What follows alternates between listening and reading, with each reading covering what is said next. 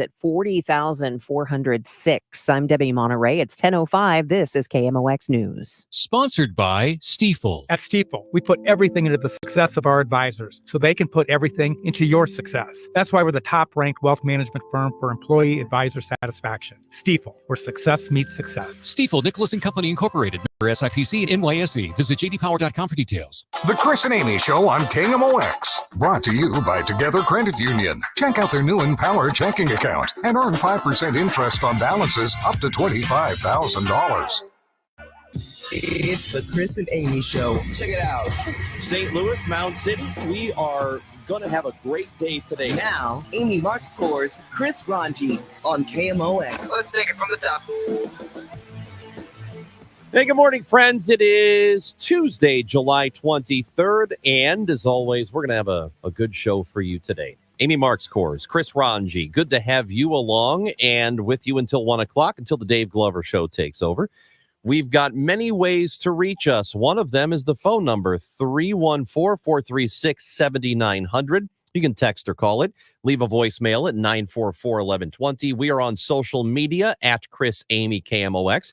And by the way, we are streaming live video. You can look at us if you want to. Facebook, on YouTube, also on Twitter. If you go to the at KMOX News on Twitter, you can see us, or you can just go to ours at Chris Amy KMOX. Plus, we are streaming on the free Odyssey app. Time now for the top of the order. The top 3 stories everybody will be talking about. Vice President Kamala Harris does have the delegates needed to earn the Democratic nomination. It is not official and will not be until we get closer to the convention, but she does have the delegates she needs to become the nominee. And just a few minutes ago, the director of the Secret Service, Kim Cheadle, resigns after being interrogated by Congress, testifying in front of Congress yesterday, and apparently not well. Not great. She did not do well.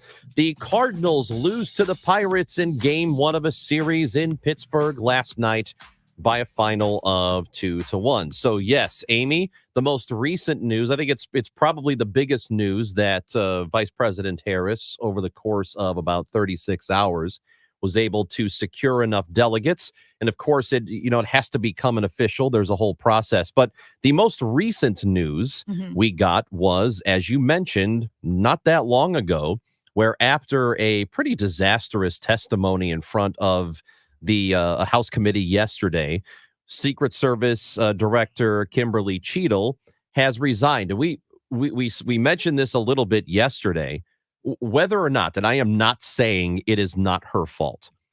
But what I am saying is, if you are at the top of an organization that really needs to have a 100% success rate always, and something like what happened to former President Trump happened 11 days ago, you got to go.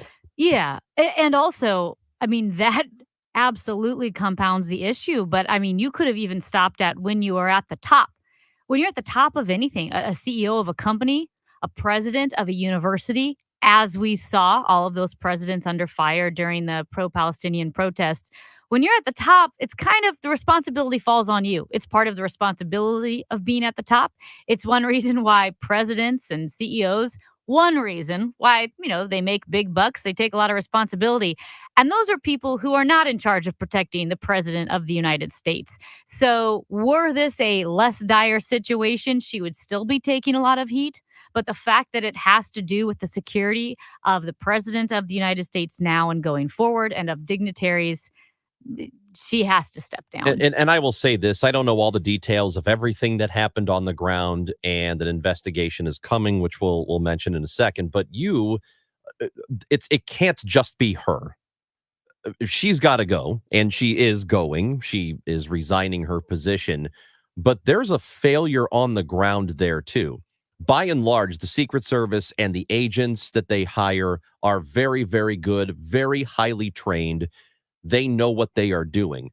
But somebody, at least one somebody on the ground that day failed. We know that local law enforcement had eyes on the suspicious guy, on Thomas Crooks, and he was acting weird. So they were paying attention to him. They got multiple calls that this weird guy was doing weird stuff. and they lost track of him somehow. I know they were trying to find him. They didn't know where he was after knowing where he was. So they were aware of him for about 20 minutes. There's a failure on the ground there, too. It's not just her. She has to suffer the consequences, but it cannot just be her. Somebody else has got to find some punishment here. Yeah, and what's interesting, maybe the writing was on the wall before the congressional testimony yesterday. Maybe it wasn't, but it certainly was afterwards. I have never seen such bipartisan unity, and if it weren't such a disastrous issue and relatively scandalous issue, you'd almost felt encouraged by seeing Republicans and Democrats working side by side. And call me cynical, and then I almost got suspicious. I'm like, why are both sides working together on this? Why are they so upset? Maybe it's because their lives that would be in danger. But Representative Summer Lee, a Democrat out of Pennsylvania, said, quote, "I have to say, I don't think any of our concerns have been addressed today, and what little we've learned has not inspired much confidence." Then Representative Nick Langworthy, a Republican out of New York, called it, quote, "literally the worst performance I've ever seen."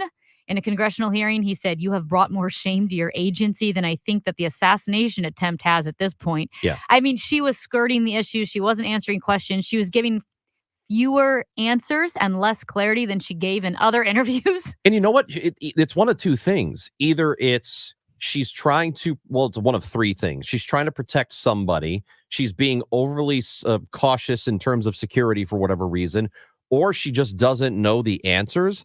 All three of those are kind of bad. Yeah, and when you have Marjorie Taylor Greene and Alexandria Ocasio-Cortez On the same side on something. something's really wrong. Yeah, it's pretty awesome. bad. And by the way, the bipartisan effort continues because now that this hearing with her and that's been done, so she's out, there is a House task force. It is a bipartisan task force that is going to investigate the assassination attempt together. So 7 Republicans are on this, 6 Democrats. So Speaker Mike Johnson and Hakeem Jeffries, the Democratic leader, they released a joint statement today.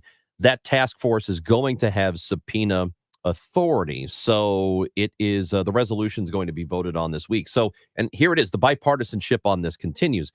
And I don't look, I don't know what would have happened if it were the other way around, if there would be bipartisan effort. I hope so. I hope that if there had been an attempt on Biden's life, there would be just as much fervor on both sides to get something done and to get to the bottom of it, because you would think all of these people recognize that if it wasn't their guy, or if it wasn't, if it's the other guy, it could be their guy the next time, right? And it shouldn't even matter. It shouldn't even matter if it is not your president or not your party. This stuff should never happen, and you should never want it to happen. Yeah, like I said, to see both sides in unison here, pressing her on the issue, talking about her incompetence, and really granting no mercy in any of their questions. I would say yes, it could be both sides, but also a lot of members of Congress, senators, representatives have themselves received threats. So it probably makes them feel unsafe as well, even if they don't necessarily always have Secret Service. Right. They have other security. It's setting a precedent on what is acceptable and what is not acceptable. But her testimony was so incompetent. It's really bad. It was really bad that even if she hadn't, even like I said, even if it weren't 100% certain that she should resign after the assassination attempt, it certainly was after her poor testimony before Congress. And just looking at, and obviously none of us have been to that field where that speech, that rally was taking place, but just looking at the aerial photo of it and seeing the layout, I'm a lay person. I look at that and go, somebody needs to be on that roof. Yeah. It seems so clear and obvious, and even when you're setting up the perimeter. Yeah. How would you not even consider that? Yes, I know they had law enforcement inside the building.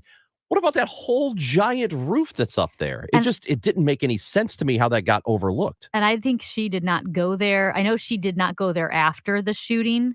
And it sounds like she didn't go there before the shooting as well. And she was asked, even after this failure, go see it for yourself. Go see it for yourself. Your department failed. Shouldn't you go see it for yourself? It's been 9 days. You haven't even been there. And one representative said, so by my count, the shooter visited the site at least 2 more times than you did. I mean, that's a pretty searing indictment. Again, even I don't know how she doesn't go before, but let's say it's not her job to go before. Now it is your job. Go see it for yourself. See where you could maybe find a point of failure or maybe a reason why your department fell short. But she didn't even go. And it's not lost on me that the problem goes beyond just the security failure on the day of.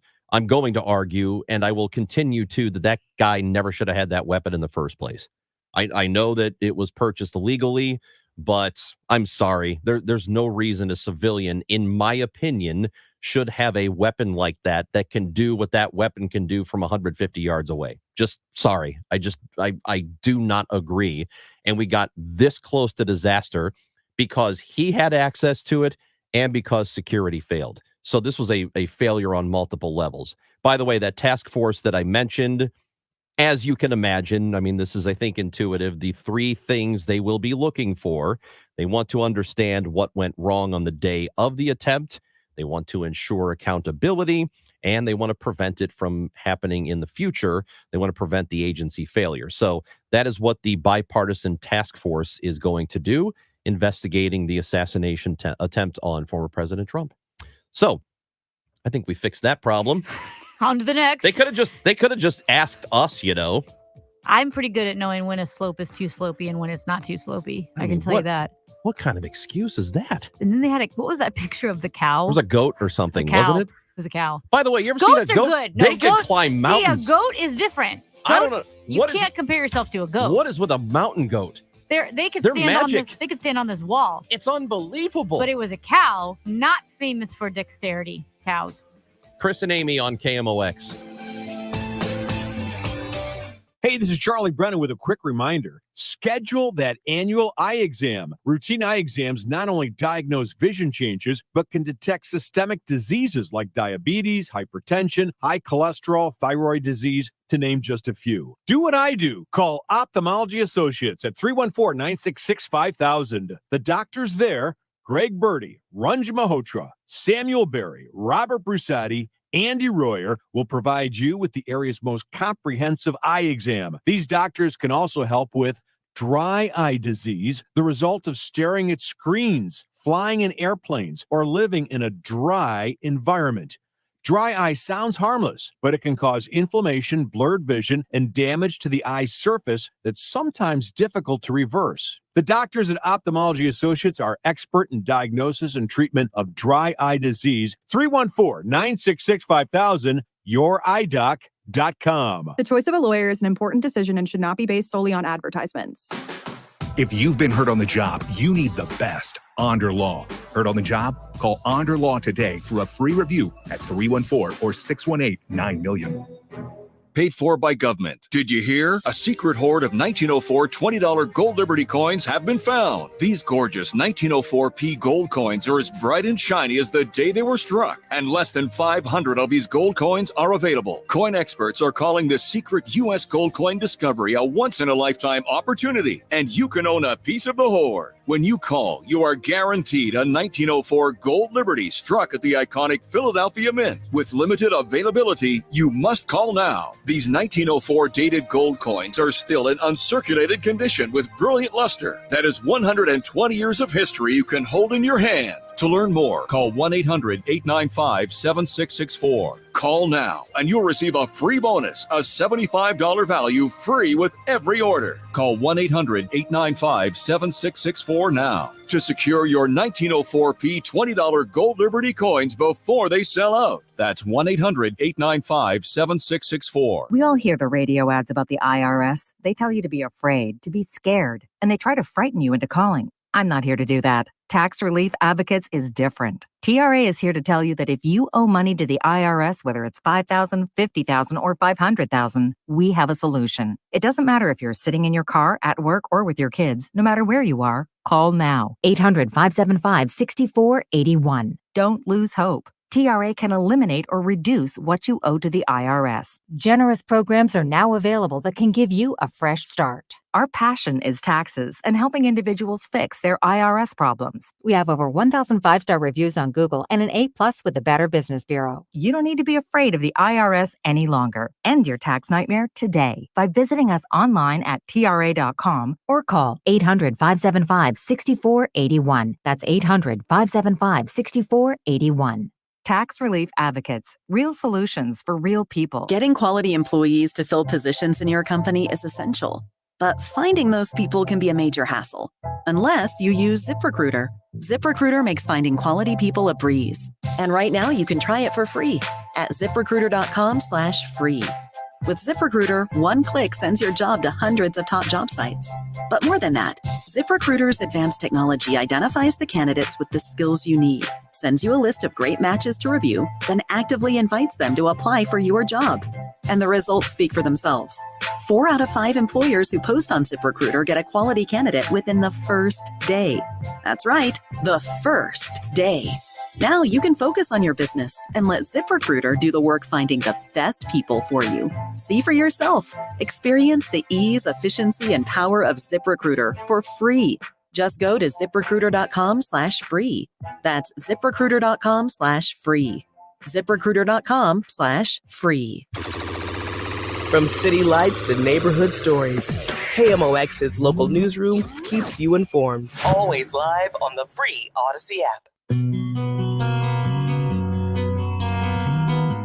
So I'm looking at a story here out of NBC Chicago and the Associated Press and so forth and so on. And that is, okay, how's Joe Biden doing? Where is he right now? Now, we know that the other day, his medical staff, might have been yesterday, actually, since it was Monday, his medical staff released a statement saying he is healthy. He's breathing room air fine. His lungs are clear. Doesn't it feel like 100 days? Yes. I know. That's why it's like the other You said day. that, and I'm like, it does feel like it has been 6 months since he stepped down. 100%. That's why I thought it was Thursday driving into work today. But it was yesterday that his staff said he's breathing room air, his lungs are clear, and so forth. We know on Sunday, Joe Biden released a statement, a letter, I should say, that was then released on Twitter, not on the White House website, but initially on Twitter, saying that he was dropping out of the 2024 presidential race. As Peter Mayer, former White House correspondent for CBS and Granite City native, pointed out yesterday when we talked to him, that's pretty extraordinary. It's unusual for an incumbent president. Some would say unprecedented for an incumbent president to drop out and to do so with a letter that's released on Twitter.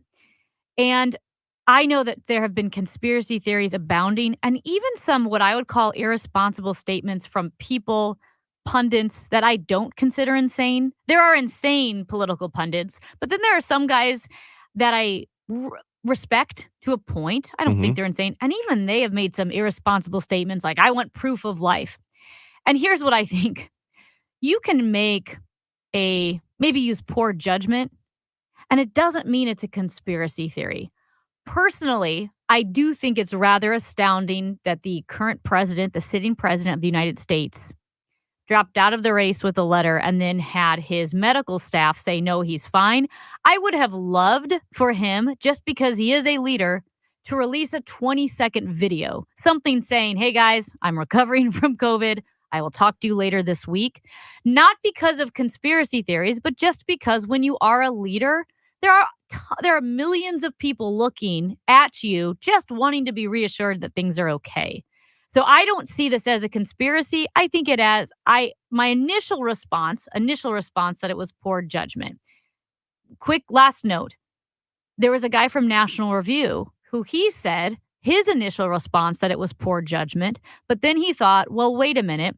When you do transfer the momentum from Joe Biden to, let's say, the Vice President Kamala Harris, you want her to be able to be the focus, and perhaps a ailing Joe Biden making a statement would have kind of engendered sympathy, and people would be like, no, don't drop out. And it just would have complicated the whole issue, which I think might be a valid argument. Yeah, it could be. I don't know that that's what it was because I didn't consider that at all. I mean, maybe it was. My feeling on it is, and I've seen some of the conspiracy stuff, and usually it's from the same kind of people you would expect it to be from. I didn't think much of it. And the reason I didn't is because in his statement on Sunday, he very clearly said, I'm going to address the nation later in the week. I mean, it's only Tuesday. And that's what it kind of gets back to what we were saying at the beginning of this. It feels like it's been 6 months, but it happened 2 days ago. It happened on Sunday. In fact, it won't even be 48 hours until like an hour from now.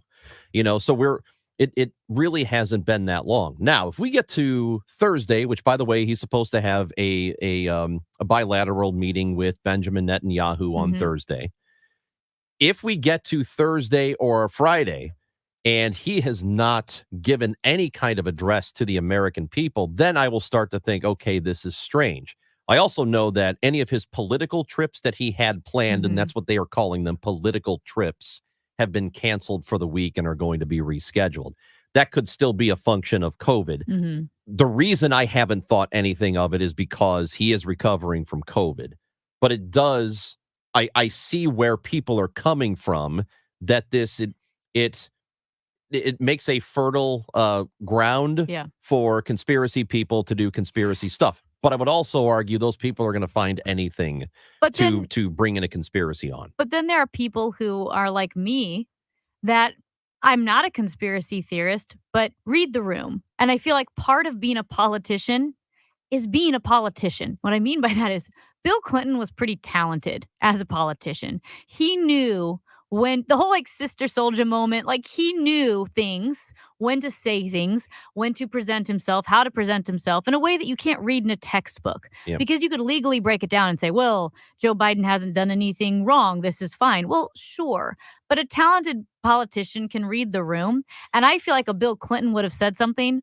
On the side note, Hillary Clinton was experienced, but I don't think she was talented. She didn't endear herself. Yes. There's something to be saying for reading the room and going, I think I need to just show my face for a second. And I just don't know that this is a read the room moment. If he weren't sick, if he didn't have COVID and hadn't been isolating, I mean, who knows how he looks? He might look like hell now. He probably does look like hell because he looks like hell when he's healthy. Right. So if he feels like hell, and he doesn't look good right now, I'm not sure I would do an address because then people are going to look at it and say, oh yeah, now you need to quit. You look awful when he's doing it while he's got COVID. And I don't think much of it. Again, if we get later in the week and he hasn't made an appearance, then I think some of those concerns are valid. Because they keep saying he's performing his duties, his daily duties as president. Okay, but you're well enough to do that, but you can't just tell the people, the American people, hey, I'll talk to you later this week. He did. He said that on Sunday in the statement.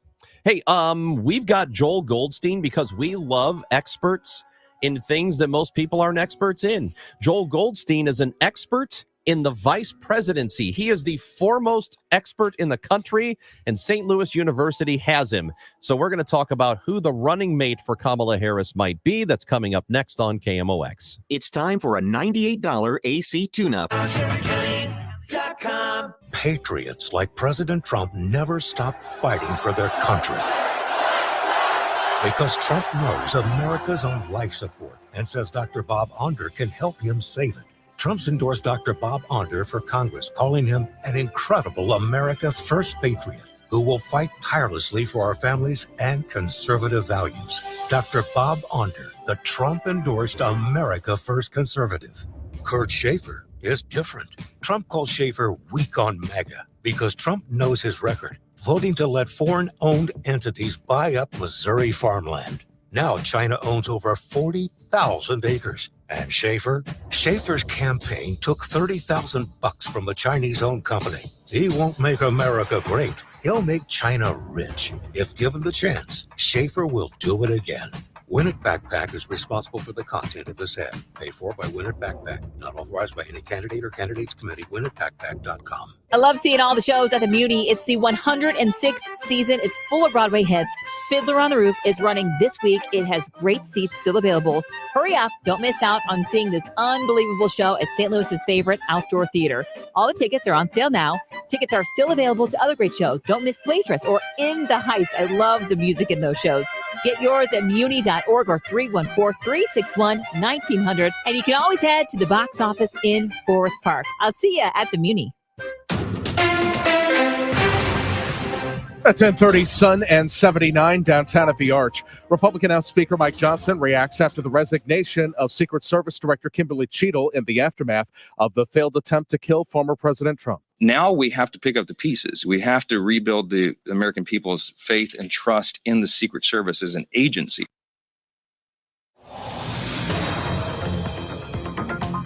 There's a crash on 141 going south at Olive. It's got the right lane closed.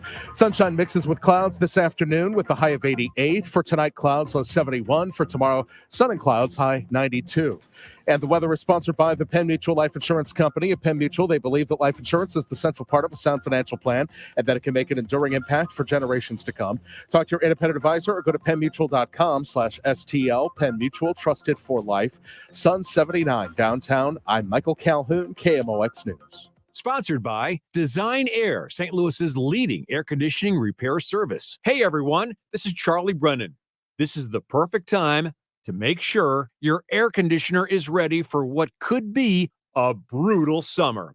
Do what I've done. Contact Design Air at designairservice.com. If you're trying to sell a home, there's only one agent in town that I trust, Mark and Neil Gelman of eXp Realty. My friends Mark and Neil have the best system, options, and strategies to connect you to the best qualified buyers, getting your home sold fast and for top dollar. Go to thegelmanteam.com. This summer, take a trip down memory lane with me and hear from the legends of baseball. I'm Brett Boone from the Brett Boone Podcast. Every week I have a conversation with one of baseball's greats to talk about the glory days and reflect on today's game. Randy Johnson, Pete Rose, Deion Sanders, Jay Buhner, Albert Bell, and Goose Gossage, they've all shared their wisdom with stories of their playing days. To hear who's next, follow and listen to the Brett Boone Podcast on the free Odyssey app or wherever you get your podcasts.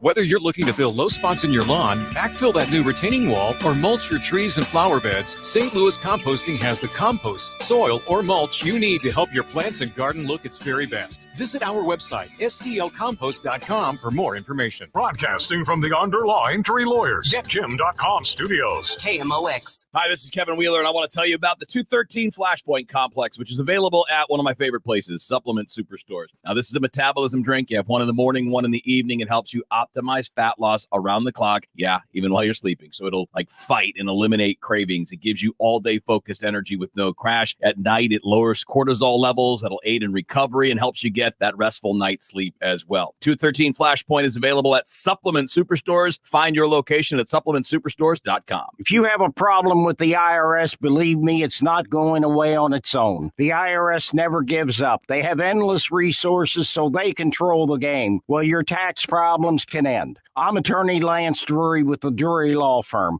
a local tax resolution firm with an A+ rating from the Better Business Bureau. I've handled thousands of IRS cases over the last 15 years. So when you hire me, you won't be speaking long distance or sending money to some TV pitchman that's riddled with consumer complaints. Your first visit is completely free and confidential, and I'll tell you on the spot exactly how much it will cost. So call me, Lance Drury, at 314-260-6120. That's 314-260-6120. Or go to Lance, DRURYlaw.com. If you have IRS issues, you need a local attorney. You need me, Lance Drury. The choice of a lawyer is an important decision and should not be based solely upon advertisements. I'm Maria Kina. This is KMOX, the voice of St. Louis. And I am firsthand witness that every day our President Joe Biden fights for the American people, and we are deeply, deeply grateful for his service to our nation.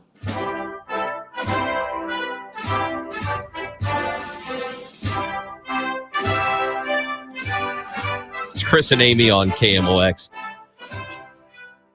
Good to have you with us today. That's Vice President Kamala Harris, who is trying now to become the president after Joe Biden announced he will not seek re-election. He has endorsed her. She has gained all the delegates that she needs. and this is happening prior to the convention. So she appears to be in good shape to earn the nomination. Feels like a foregone conclusion. So now what comes after this? She will have to select a running mate. We thought it'd be a terrific idea to talk to the person who is considered the foremost expert on the vice presidency here in the country, and it just so happens to be a professor at St. Louis University, Vincent C. Immel Professor of Law Emeritus at SLU. Also author of The Modern American Vice Presidency, The Transformation of a Political Institution. We talk with Joel K. Goldstein today. How's it going, Mr. Goldstein? Very well. It's good to be with you. So in a time like this, when Kamala Harris, who is the vice president, now has to pick a vice president for herself, this must be a really fascinating time for somebody who is an expert on the vice presidency. Well, it is, and it's really a fascinating time for everybody in a couple ways. I mean, one, it doesn't happen that often, and this year is unique in that we're going to end up having two new vice presidential candidates. The second thing is that because of the circumstances on the Democratic side this time, Vice President Harris is having to do everything in a much compressed time frame. So normally, vice presidential selection process, plays out over 6 weeks to even 6 months. If you think about the Trump selection process, she has to do it in a matter of a few weeks while she's doing a lot of other things. Now, as we mentioned, are experts in vice presidents who I feel like are either completely inconsequential or the most consequential person ever. As you look at this process with President Joe Biden removing himself from the race and endorsing Kamala Harris, would you say that this is exactly how the democratic process is set up and is supposed to work in a situation like this? Or do you understand some of people's maybe hesitancy that they feel more like it's a selection rather than an election? Well, it's a different process than what we've been accustomed to, really in the period of time, since the emphasis on primaries and caucuses really began in the 1970s. The primaries and caucuses have had a lot of criticism as well because they favor or they emphasize states that are small and not representative of the country at large. And they have other problems. They emphasize people who, in caucuses, who are in a position to go and spend a lot of time, and not people who may be in a position simply to vote but not spend a whole evening. So it's a different process. It's still a process that I think involves many democratic features. I mean, in terms of the presidential nomination, what you see is the Democratic Party coming together behind Vice President Harris. If there was somebody else who wanted to challenge her or thought that they could mount a effective challenge, they would have done so, but nobody did. With respect to the vice presidential selection, it's a process in which the presidential nominee consults but then ultimately makes a decision. And I think what you'll see on the Democratic side is really no different than what we've seen in other years, and no different than what we saw on the Republican side, where there's inputs that are received, evaluated by the presidential candidate and his or her team, and then the presidential candidate makes a decision. So if I have this correct, the Democratic Party has not selected a vice presidential candidate who's a governor in 100 years. And there are a couple of people, for example, Josh Shapiro out of Pennsylvania, who would fit that. Does this, what's the likelihood it goes that direction, and why have they not selected a governor as a vice presidential candidate in so long? It's interesting. If you look at the selections on the Democratic side, going back to 1940, 16 of the last 19 selections have been United States senators. The exceptions were Secretary of Agriculture Henry Wallace in 1940, Sergeant Shriver, who'd been a ambassador in high executive office, was George McGovern's second pick in 1972, and then Geraldine Ferraro, who was a member of the House of Representatives in 1984. I think it's a function largely of looking towards national issues and focusing on national issues and people who've sort of performed on a national stage. So what's ended up happening is governors who've been the presidential nominee have always chosen senators or other Washington insiders, but senators have also tended to choose other senators, perhaps because they know them and value them. So you're quite right that many of the people being mentioned this time are governors, and if Vice President Harris chooses a governor, that would be a break from the pattern of Democratic nominations in recent times. Some of the people chosen on the Democratic side have been former governors, like Tim Kaine, who was a governor before he was a senator, Edmund Muskie, again a governor before he was a senator, but no sitting governor has been chosen in quite a long time. I think we have watched President Joe Biden and the decline that we've seen in his mental and physical capacity. How much everybody knew, whether it's the media or members of his administration, is a massive conversation. In your experience with the history of vice presidents, would you be surprised if Kamala Harris had not had enough access to Joe Biden to be one of the first to notice his decline as he aged? Well, I think that Vice President Harris surely has access to President Biden and works with him on a regular basis, as does the Secretary of State, Secretary of Treasury, Secretary of Defense, and a number of people in the White House. So I think that's certainly true. The fact that somebody has declined doesn't mean that they are unable to discharge the powers and duties of the presidency, which is the constitutional standard under the 25th Amendment. So that really the fact that somebody decides not to run for re-election because there are calls in their party for them to step aside because they're not perceived as being an effective candidate doesn't mean that they're not an effective president. I mean, there are many members of the House of Representatives who have announced that they're not going to run for re-election, but the fact that they're not running for re-election doesn't mean that they're not able to discharge their duties going forward. So that's an entirely separate and different standard, and that depends upon the way the 25th Amendment works, which I think is probably what you're referring to.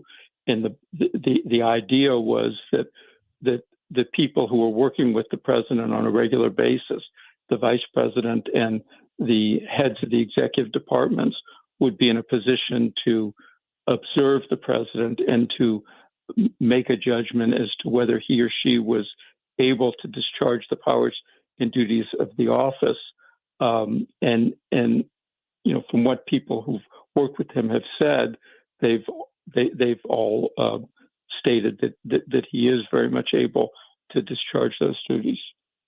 So the idea that you might want to select a vice president moving forward that is that is coming from a state that you need to win if you're the president, for geography purposes, hasn't always been at the forefront. What do you think happens this time around? Does she select somebody that comes from Pennsylvania or Arizona or a state they believe she absolutely has to win? Well, I think you're quite right that generally speaking, vice presidential candidates have not been chosen from large competitive states with big electoral college dowries. If you think about people like Sarah Palin or from Alaska, Dick Cheney from Wyoming, Joe Biden from Delaware, Joe Lieberman from Connecticut, all from small, safe states, or Kamala Harris from California, a large, safe state. It's relatively rare in modern times that the selectee comes from a competitive state. I think many of the people who are being mentioned do fit the profile of coming from a competitive state, and it may be that's the direction that Vice President Harris would go. I think the key factor in choosing a running mate is to choose somebody who is viewed as a plausible president. If people are not viewed as a plausible president, by and large, they're not going to help you, regardless of where they're from. And so we've had very effective candidates. Edmund Muskie was an effective vice presidential candidate for Hubert Humphrey in 1968. He was from Maine, but he handled the campaign very well. I think that Dick Cheney was an effective candidate for George W. Bush in 2000. But again, it was because of the way he handled the campaign and handled the debate. And so I think that's the key factor is, does somebody appear to reachable voters as a plausible president? Well, using those parameters, how do you feel about the selection of J.D. Vance to be Donald Trump's vice president? Well, I think, if you look at the level of governmental experience in high-level positions, Senator Vance has less experience than any recent vice presidential candidate other than Spiro Agnew and Sarah Palin. Now, experience isn't a guarantee. Abraham Lincoln had served one term in the House of Representatives 12 years before he became our greatest president. And there have been people who've served for decades and decades and decades in public office, and most of us probably would not want them to be president. But what experience does is it gives you an opportunity to assess somebody, and it credentializes them. I think with Senator Vance, the issue that will be concerning to some people is whether the things he says reflect a level of stature and judgment that would make him somebody that people would want to be a heartbeat away from the presidency. Joel Goldstein, as always, we appreciate your time, appreciate your expertise. Thank you for visiting with us today. Thanks very much for having me. That is Joel K. Goldstein, Vincent C. Emmel, Professor of Law Emeritus at St. Louis University. His book is The Modern American Vice Presidency, The Transformation of a Political Institution. By the way, we were discussing earlier President Biden and addressing the nation. So it appears to be official that tomorrow evening at 7 o'clock our time, he will address the country on his decision not to run for a second term, and he will do so from the White House. So that will be tomorrow at 7 p.m. Central Time. Did you see this? Next on KMOX. When you want a brand new kitchen, there's nothing to it. There's a brand new way to do it. 3-Day Kitchen and Bath. Marilyn Facer recommends 3-Day Kitchen and Bath. Working with Dave was an absolute delight. Once everything was scheduled, everything went perfect. Have you ever had a remodel done before? About 25 years ago, and it was a nightmare. Was 3-Day Kitchen and Bath on time? There was no delays. Everything was on time. All the deadlines were met. Everything came at once. Would you recommend 3-Day Kitchen and Bath to your friends and neighbors? I highly recommend them to anybody. Top quality products and craftsmanship in 3 days or less. Call 3-Day Kitchen and Bath. Always on time as promised, at the price promised, and your job comes with complete satisfaction guarantee. No ifs, ands, or buts. Visit their website at 3daykitchen.com. That's 3daykitchen.com. 3-day kitchen and bath.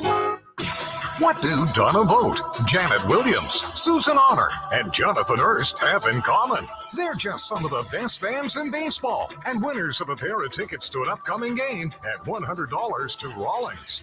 Want to get in on the winning?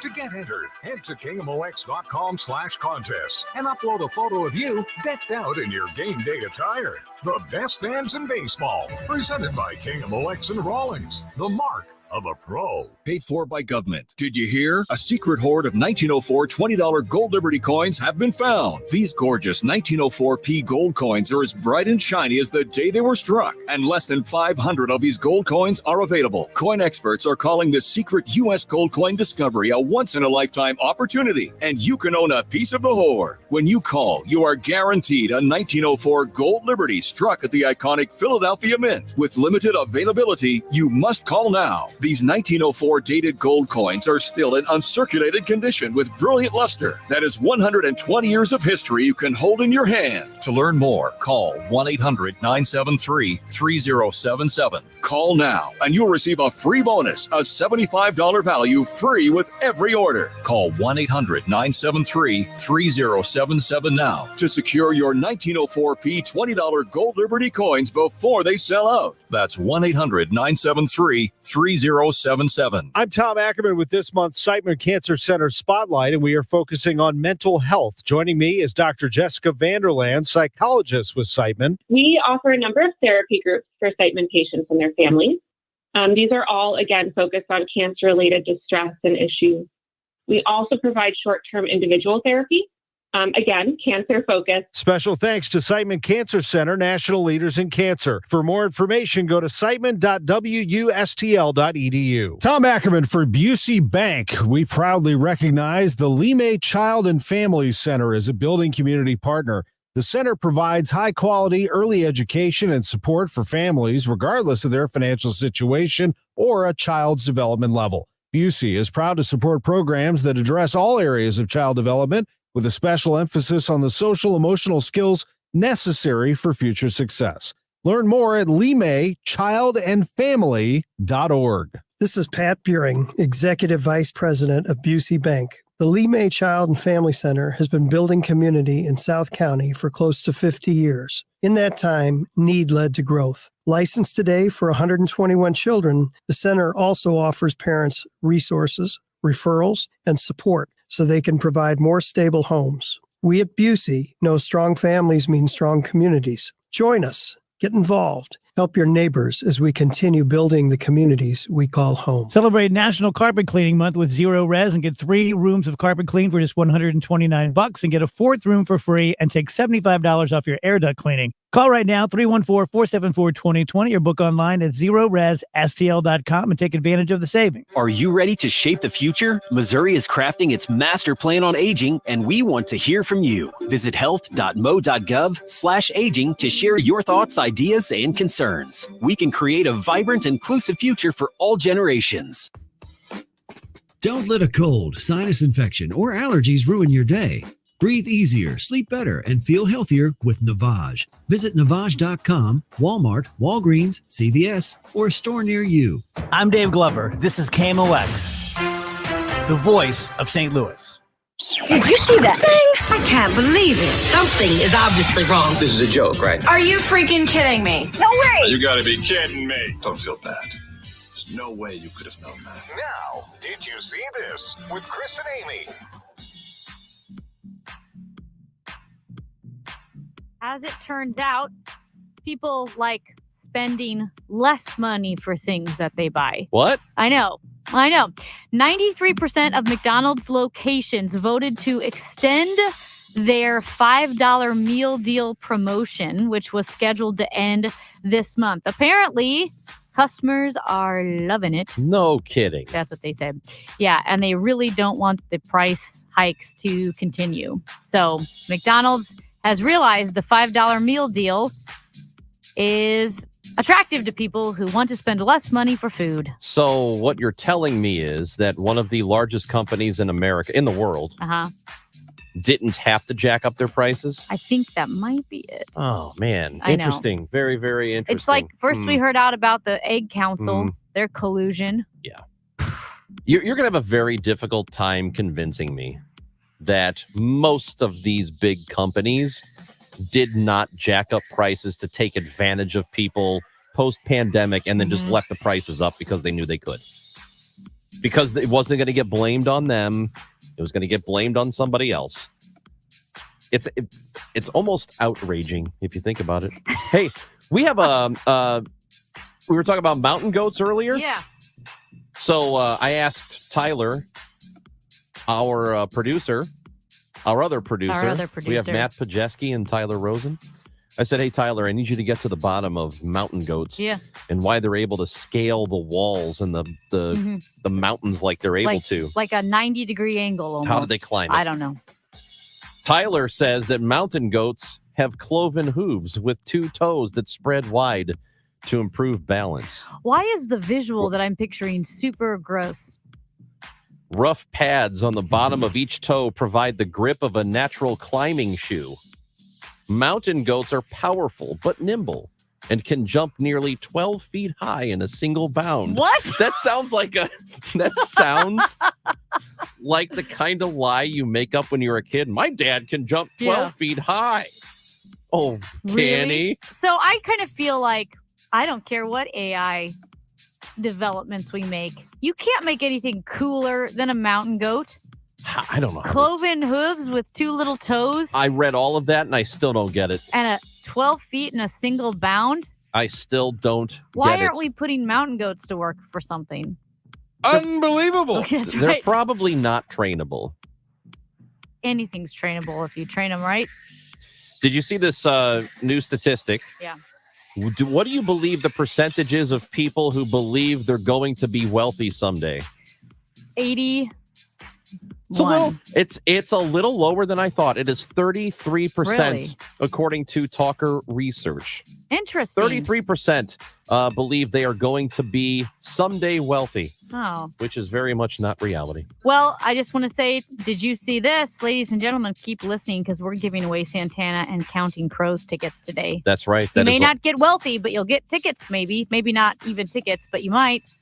We're going to talk to a writer from Reason.com, Billy Binion, on documented dreamers who are still being deported, despite the fact they are dreamers. So we're going to talk to him about a story he wrote recently that is coming up next on KMOX.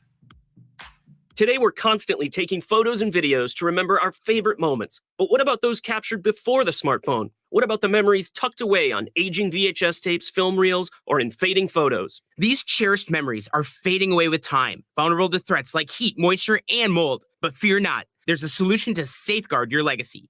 Hi, I'm Adam. And I'm Nick. Together, we founded Legacy Box over a decade ago with one mission: to bring your memories into the 21st century. It's time to bid farewell to old tapes you can't watch and faded photos. Legacy Box transforms them into digital treasures, ready to share with a click. Just like magic, your shoebox of memories is now safely stored in the cloud or on a thumb drive. Over 1 million families have trusted Legacy Box, so you can rest assured your priceless moments are in good hands. Don't let your childhood fade away on old tapes. It's time to digitize those priceless moments. Fast forward into the digital age. Visit legacybox.com/value and unlock 50% off your order. That's legacybox.com/value. Space may be the final frontier, but it's also what a lot of us lack in our basement or garage. By switching to a Navien tankless water heater, not only will you have all the hot water you need whenever you need it, but you'll gain storage area as well. Maybe a place to display your space collectibles. Highly logical. Learn about Navien's series of high-efficiency tankless water heaters and how they don't just save space, but save dollars on your utility bills too. For more, go to tanklessmadesimple.com. Do you feel like you're going through life clouded by doubt? Talk to California Psychics. Our trusted and accurate psychics are available 24/7, and we guarantee if it's not life-changing, it's free. Download the app or connect with us at CaliforniaPsychics.com. Right now, new customers get 80% off their first reading. Experience the joy of certainty. California Psychics. KMOX, KECK HD2, K254CR St. Louis. The legendary voice of St. Louis, KMOX. Always live on the free Odyssey app. paid for by government. Did you hear? A secret hoard of 1904 $20 gold Liberty coins have been found. These gorgeous 1904p gold coins are as bright and shiny as the day they were struck, and less than 500 of these gold coins are available. Coin experts are calling this secret U.S. gold coin discovery a once-in-a-lifetime opportunity, and you can own a piece of the hoard. When you call, you are guaranteed a 1904 gold Liberty struck at the iconic Philadelphia Mint. With limited availability, you must call now. These 1904 dated gold coins are still in uncirculated condition with brilliant luster. That is 120 years of history you can hold in your hand. To learn more, call 1-800-973-3077. Call now, and you'll receive a free bonus, a $75 value free with every order. Call 1-800-973-3077 now to secure your 1904p $20 gold Liberty coins before they sell out. That's 1-800-973-3077. Mid-America's most trusted source for news. KMOX. At 11 o'clock, sunshine, 80 downtown at the Arch. Our top story this hour. CBS News special report. The head of the Secret Service resigns. I'm glad she did the right thing. Reaction from House Speaker Mike Johnson to that decision from Kimberly Cheadle 10 days after the attempt on Donald Trump's life. CBS's Nicole Killian on Capitol Hill. He said that I am happy to see that she has heeded the call of Republicans and Democrats, and now we have to pick up the pieces. We have to rebuild the American people's faith and trust in Secret Service. CBS's Scott McFarland. Kimberly Cheadle's position atop the Secret Service was simply untenable after that relentless, merciless, withering set of criticism she took yesterday from both parties. There was no safe harbor for her yesterday during that congressional hearing, not just because of the calamitous failures in Butler, Pennsylvania, but because she was not offering answers to a congressional committee that was starving for answers on behalf of their constituents. CBS News special report. I'm Steve Kathan. Tens of thousands of celebrities and activists joined two separate Zoom calls to raise more than $2.5 million for likely Democratic presidential nominee Kamala Harris. More than 40,000 people joined a Zoom call with the Win for Black Women Coalition, including California Democratic Representative Maxine Waters and civil rights leader Bernice King, raising more than $1.5 million and saying they are fiercely backing Vice President Harris. It is my intention to go out and earn this nomination. More than 50,000 Black men on a separate call raised over $1.3 million. Allison Keyes, CBS News. This just in. An Iowa law banning most abortions after 6 weeks will take effect on Monday, a judge has ordered. The Dow from Stifel is up 105 points to 40,520.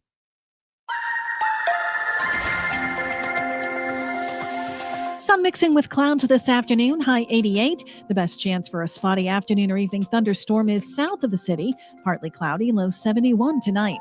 I'm AccuWeather meteorologist Heather Zare on the Voice of St. Louis, KMOX. Sunny and 80 downtown, sponsored by Jerry Kelly Heating and Air Conditioning. I'm Michael Calhoun, KMOX News. Jerry Kelly can install a new AC tomorrow. Yes, tomorrow, even if we call it 8 tonight. Wow, that's fast. They're fast and they're good. Mathematically, that actually equals got it going on. Tomorrow. JerryKelly.com. The Chris and Amy Show on KMOX. Brought to you by Together Credit Union. Check out their new Empower checking account and earn 5% interest on balances up to $25,000.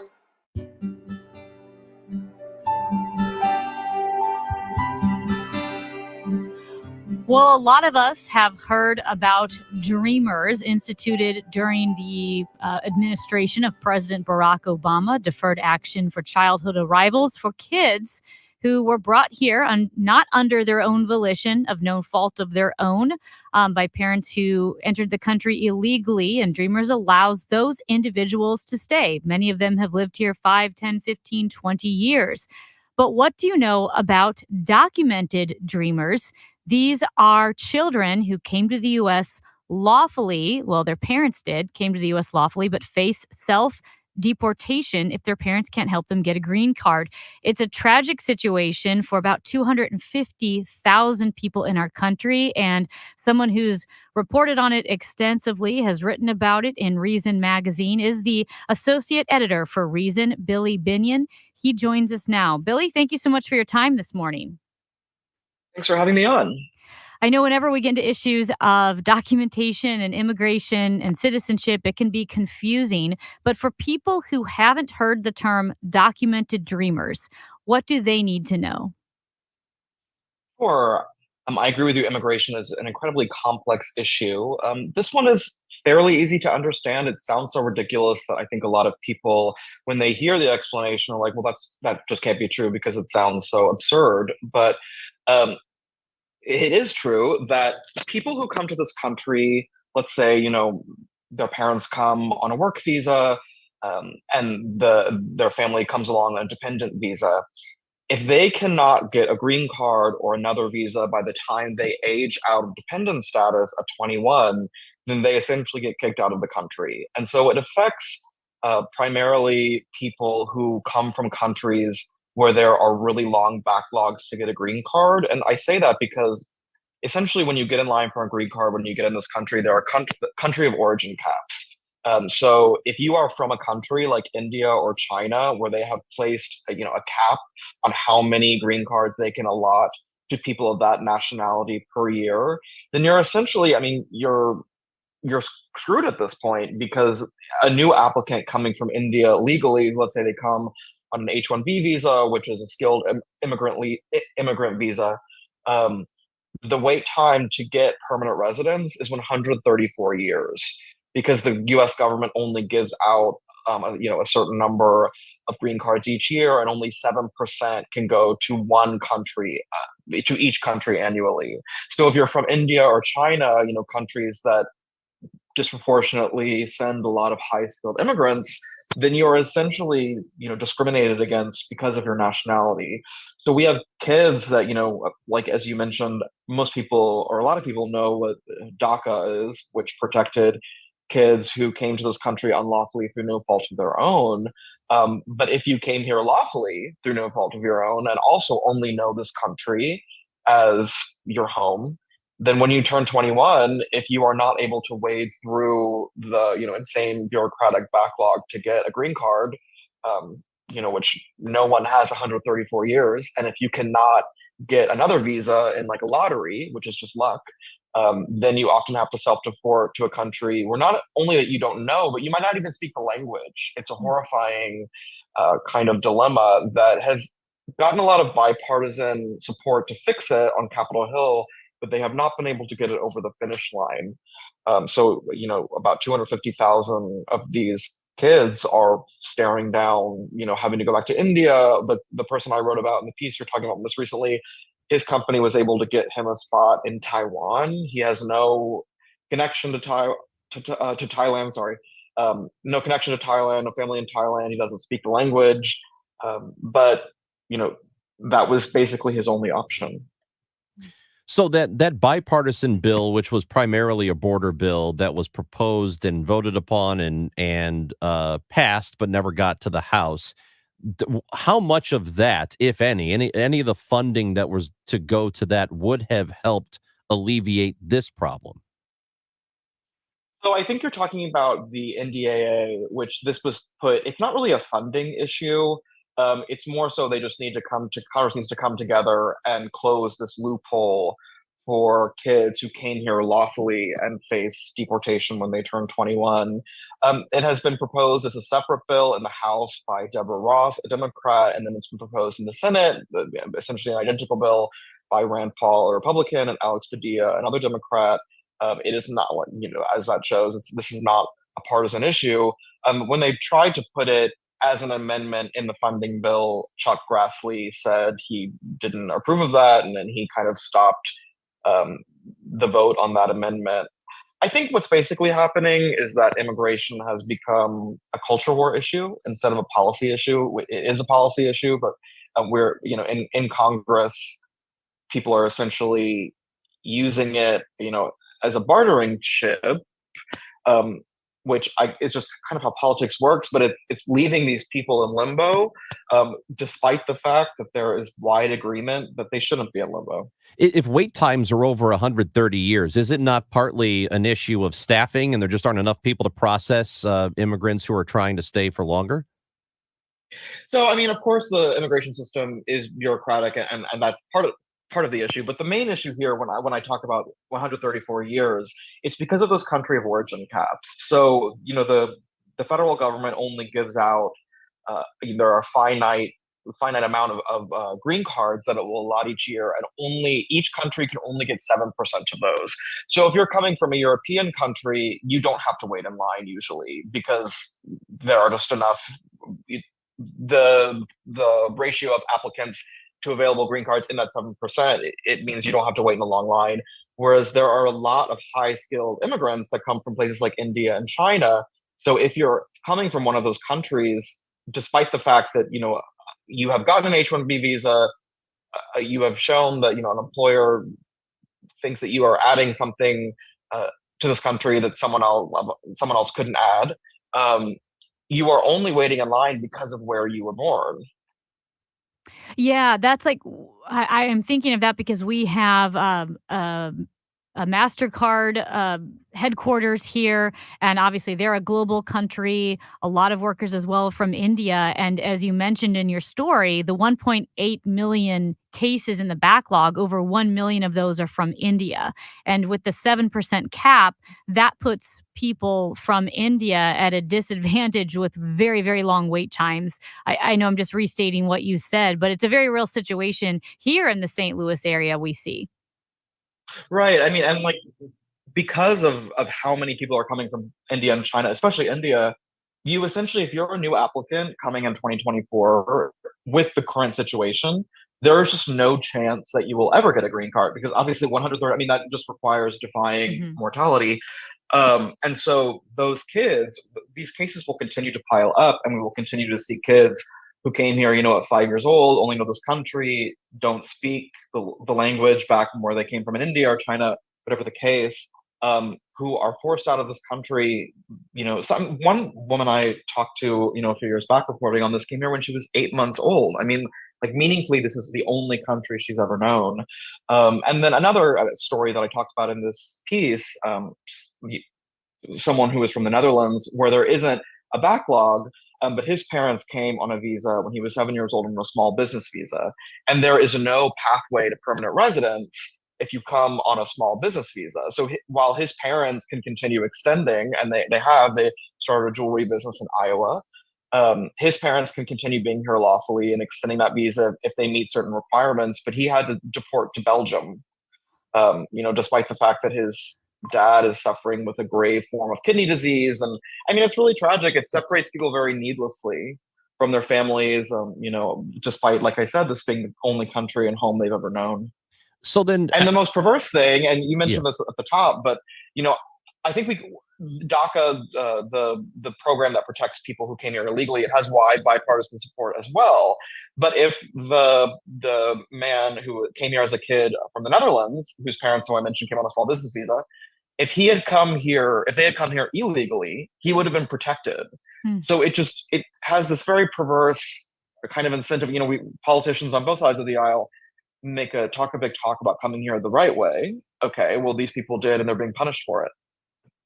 So then why isn't there an appetite to correct it? Is it still culture wars like you mentioned earlier? Because it does seem like there are people who want to actually address immigration top to bottom, but there's a lot of pushback against it because it is a very convenient political tool to use. I think that's exactly what's going on. I mean, on the right, there is, especially in today's politics, immigration is such a hot button issue. There are some Republicans these days that don't want to see really any sort of immigration reform.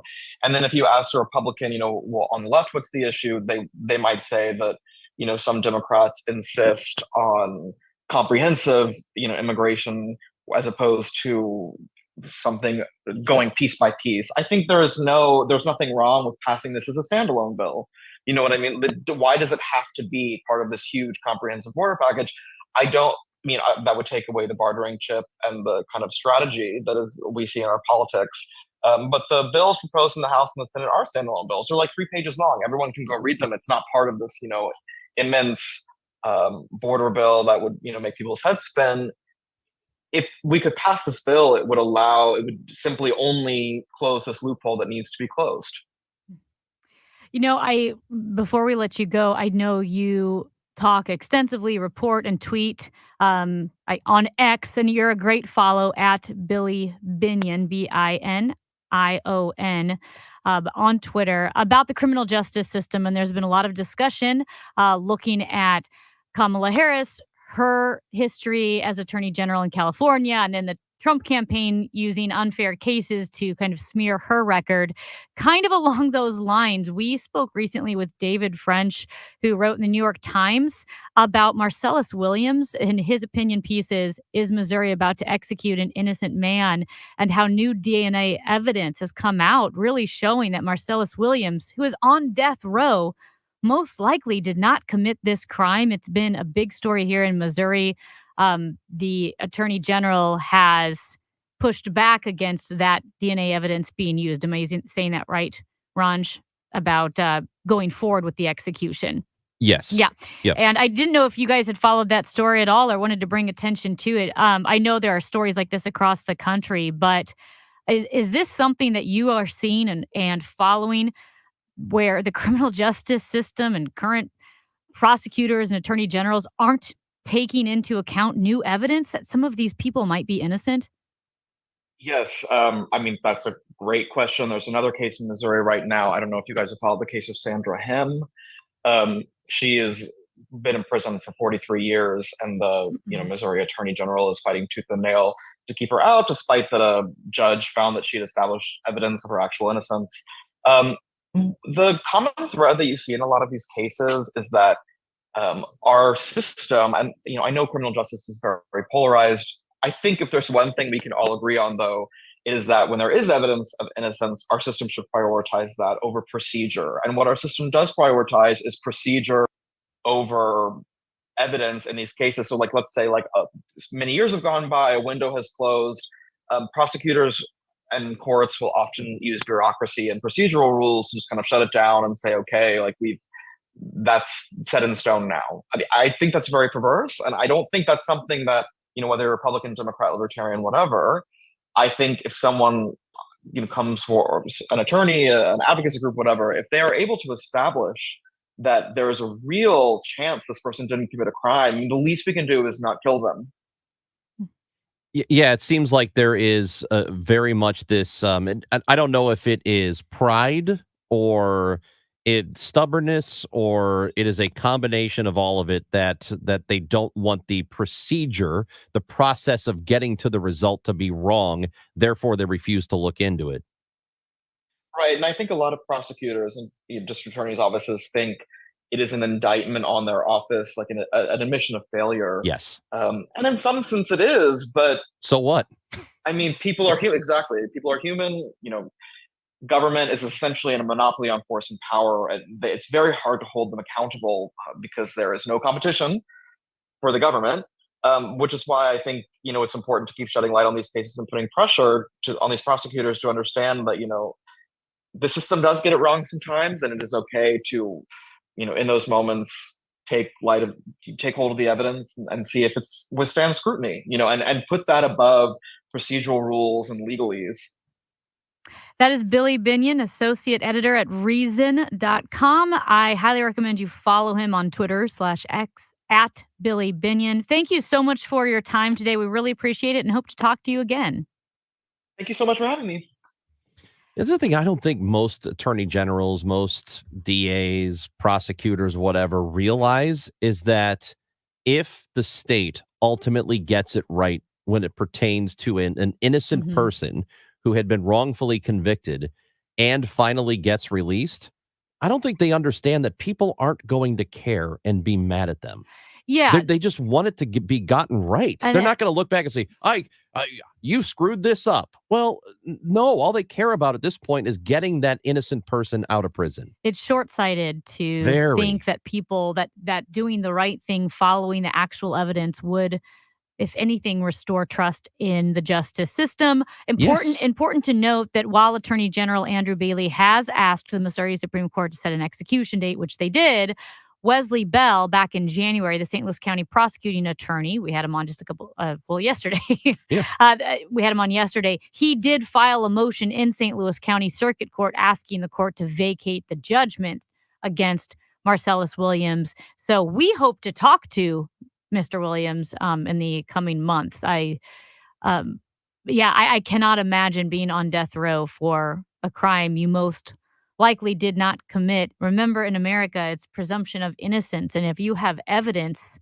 that throws in enormous amounts of doubt that you are even related to this crime, you need to take action. And by the way, that execution date is 2 months from tomorrow.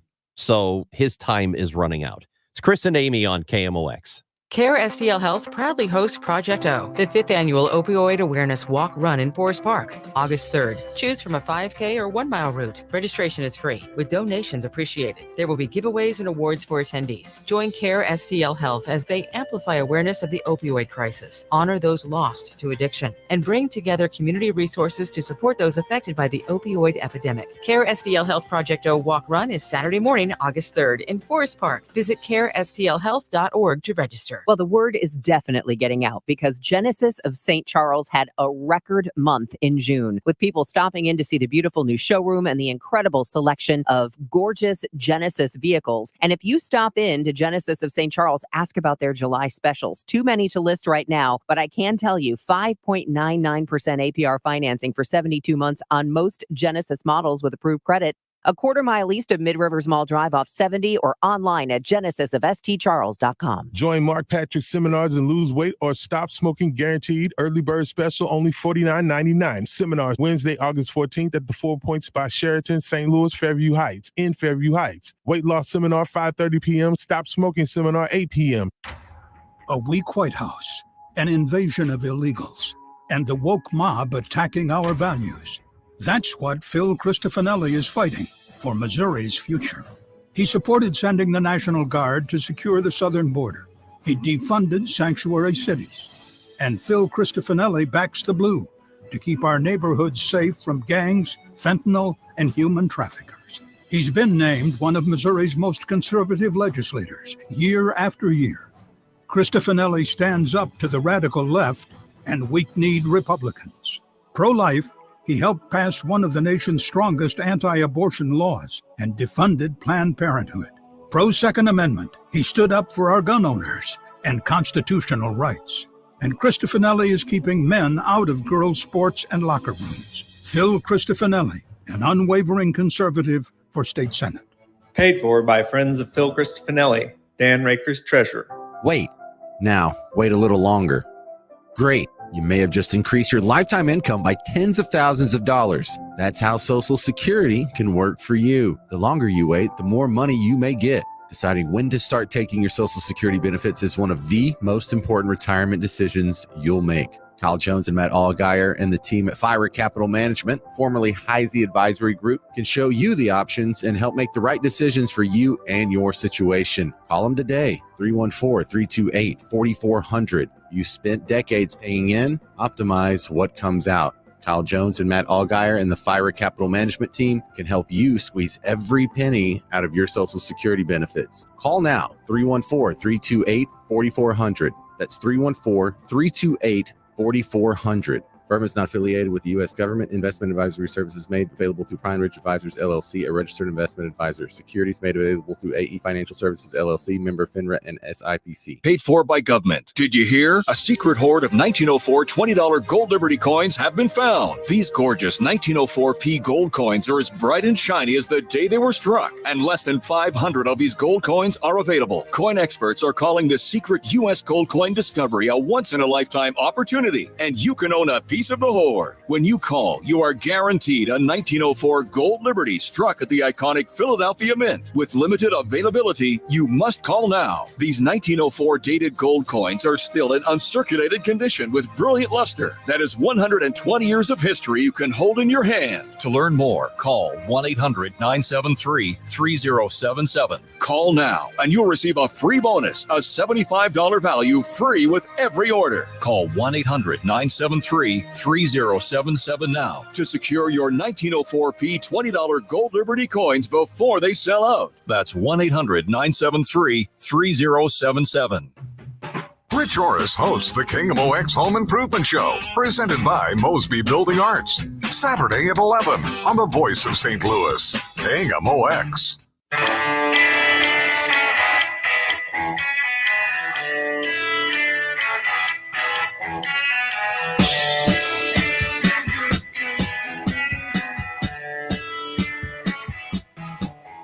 Ron, do you want to keep singing? Some tickets to give away.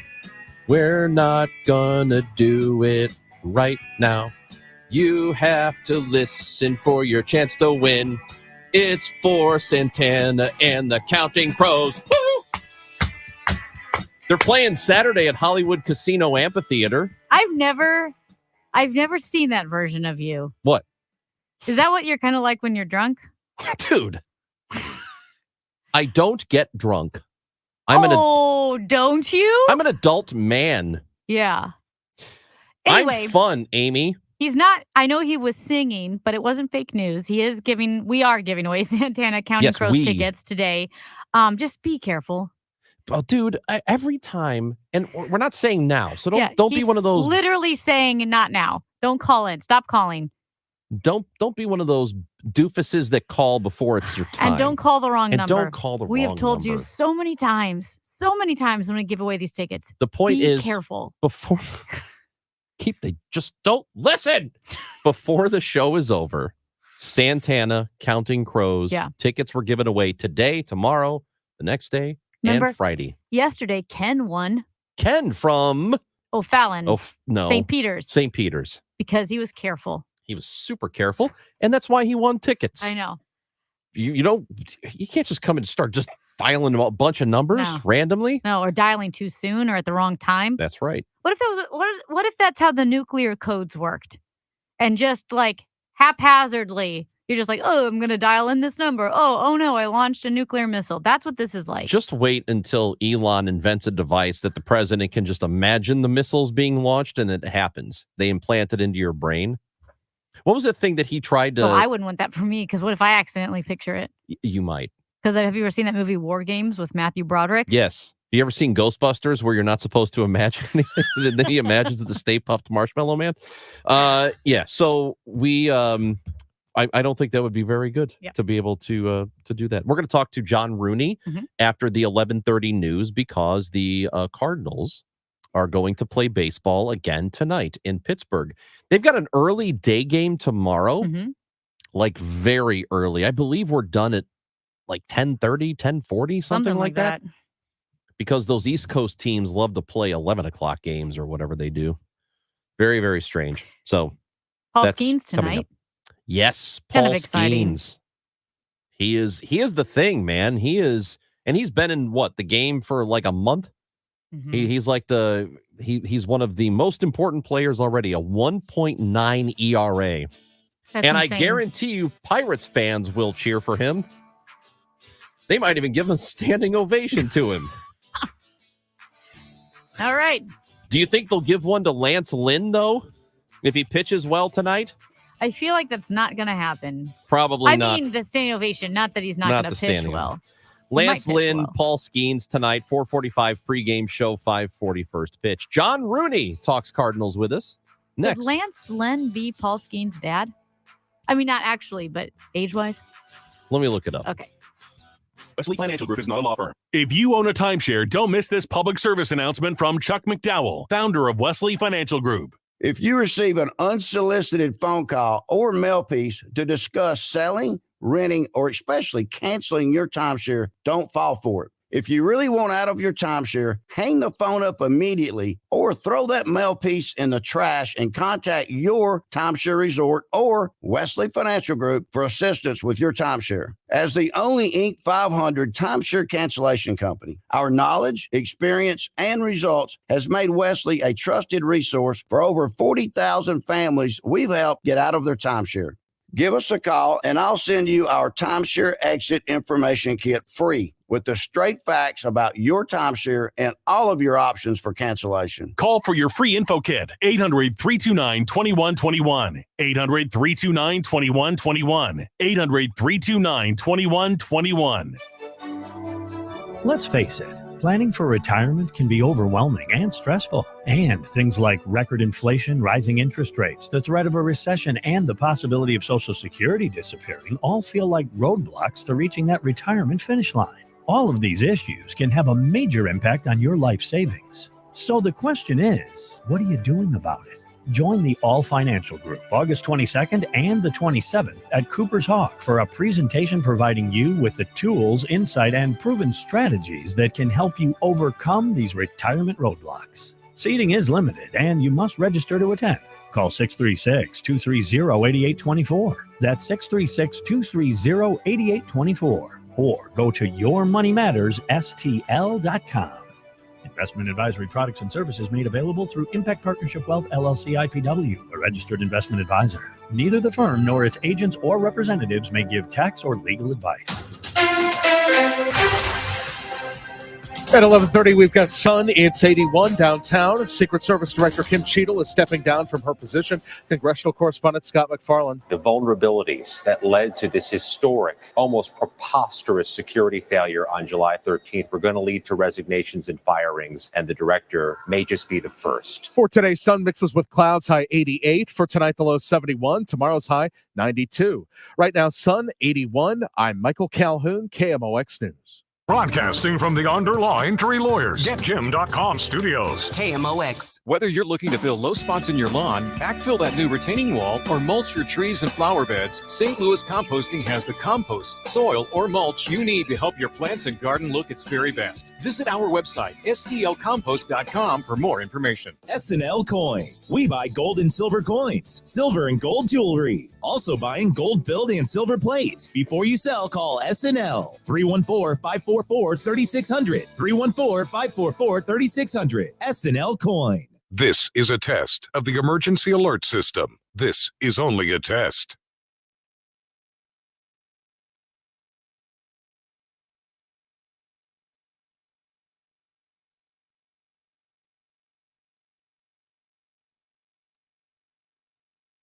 Home values are sky high and you have a ton of equity. Your financial advisor thinks the market is peaked, so if you're thinking about selling, it's time, except for two things.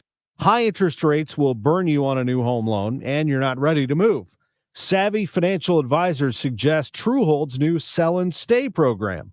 It's ingenious because they buy your home now while its value is high, but you can stay in your home as long as you want with an easy, affordable lease. Smart, right? Truehold will make you a solid cash offer, not a lowball offer like the others. It's based on your home's current value. The cash is yours to travel, pay off bills, or secure your retirement. And again, you can stay in your home with a comfortable lease. Truehold covers property taxes, insurance, and maintenance. See how much Truehold will pay for your home today. Call 1-855-300-9993 or visit Truehold.com. The smarter, faster way to cash out on your home's value without moving. That's Truehold.com. The choice of a lawyer is an important decision and should not be based solely on advertisements. You entrusted a nursing home with the care of a loved one, but they violated that trust. If your family member has been the victim of nursing home neglect, call Onder Law at 844-BEDSORE. For everything St. Louis Cardinals, it's Cardinals Conversations. Use the Odyssey app or hear it on your favorite podcast platform. From game analysis, player and management interviews, it's exclusive Cardinals content from KMOX Sports, where the Redbird talk never stops. Now, the John Rooney Conversation on KMOX, sponsored by Missouri Farm Bureau Insurance. We are Missouri Farm Bureau Insurance, and if you're a Missourian, we're for you.